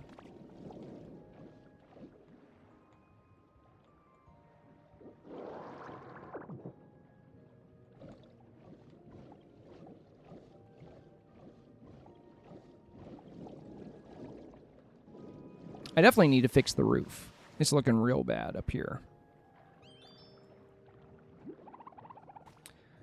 Alrighty, you guys. Well, that'll be it for today. I appreciate you guys hanging around for a bit. You know, enjoying some relaxing Pokopia vibes. As soon as I finished, you know, my pitch for Anarchy about data centers and my extraordinarily high power bill, we were able to relax and just focus on the good things in life, you know? We just had to talk about the fact that electricity is expensive.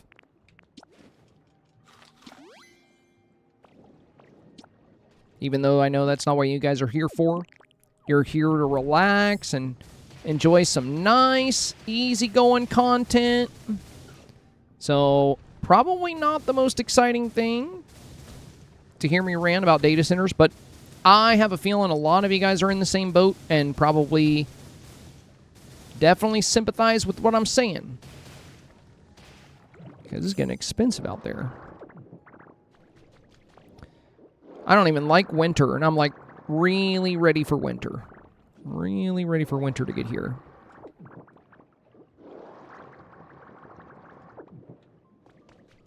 I gotta figure out what I'm gonna do next year about summer costs. Because it's not like, you know, I'm going to go broke paying for electricity or anything, but at the same time, it's the principle. Like, that's a ridiculous amount to pay for power. Like, it offends me. And I think what makes it most offensive is the fact that, like, I know why it's expensive, and it's because, you know, data centers are eating up the electricity in this area. And that's extremely frustrating.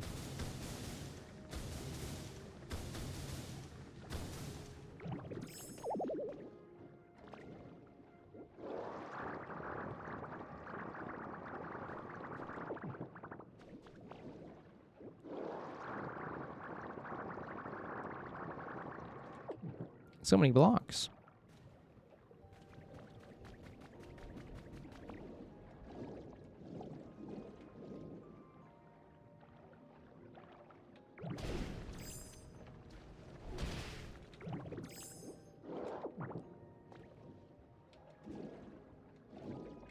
Yeah, it'd be cool to fix the Cerulean City gym all the way. Lady, hello. They're about to build 2 data centers in my state. Well, I hope they're nowhere near you. I hope they don't affect your power. The electricity here is roughly 3 times more expensive than it was when I first moved here. That's an insane increase. You know what I mean? Like, even double is, like, kind of wild. But, like, 3 times more?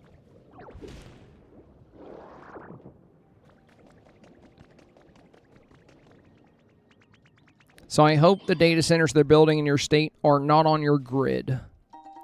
Because if they are on your power grid, unfortunately, it's probably going to be a pretty... Well, also, thankfully, summer's almost over. So hopefully it won't be as bad for you guys right now.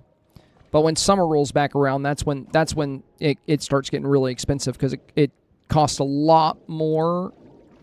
You know, it just takes a lot more to cool the data centers. And, I mean, even in the winter, they're going to draw a lot of power. But a lot of people have gas heating, so it doesn't put as much of a strain on the system, and it doesn't cause power to go up as much. They are trying to pass legislation here in Ohio, though, basically to put the burden on the companies building the centers to provide their own electricity. So I mean, I'm not even opposed to, like, nuclear power. As long as the plants are, like, thoroughly inspected and, like, maintained. Like, small nuclear power plants. Specifically for the data centers, whatever. I'd rather have that. And nuclear power is actually very safe as long as it's properly managed. Like, a lot of people freak out because of Chernobyl, but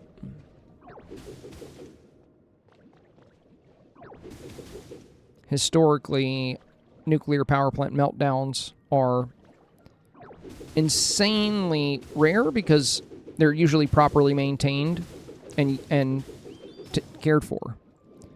I don't think we've ever had a meltdown at a nuclear power plant in the States.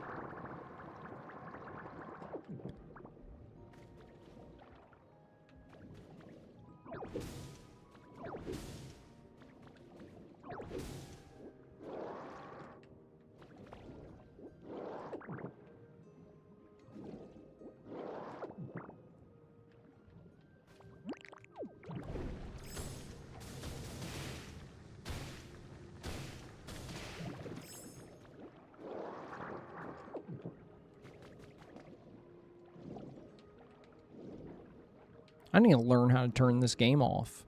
Kind of have a hard time with that.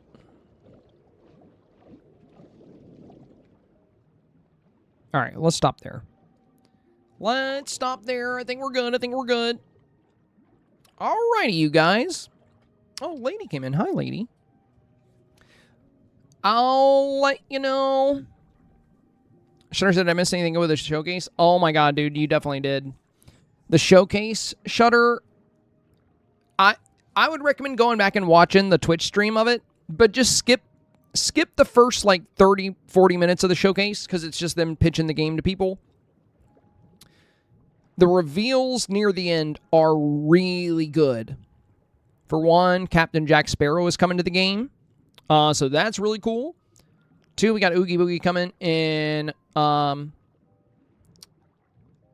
Halloween. Lilo from Lilo and Stitch is coming in the winter update.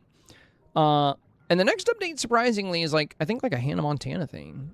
And Lizzie McGuire or something like that, where there's, like, a lot of rock and roll stuff. It looks kind of neat. Looks kind of neat. All right, y'all. As always, thank you so much for being here. We were able to knock out some Snap reviews. We were able to watch D23. And we were able to play a little bit of Pokopia. Hopefully, we'll be able to play a bit more over the weekend. Maybe tomorrow. Maybe tomorrow. I'll let you know. I'll let you know on Discord tomorrow. But the weather is supposed to be bad. And if it's, like, really bad, I'm not even going to try to go live. Because if I just don't feel like going live just for the power to go out again. So, we'll see. We'll see. We'll see how it goes. As always, guys, stay safe, stay awesome, stay healthy. Thank you so much for being here. Y'all have a wonderful, wonderful evening, and we'll catch you on the next one. Ta-ta for now! Don't go burning down any data centers.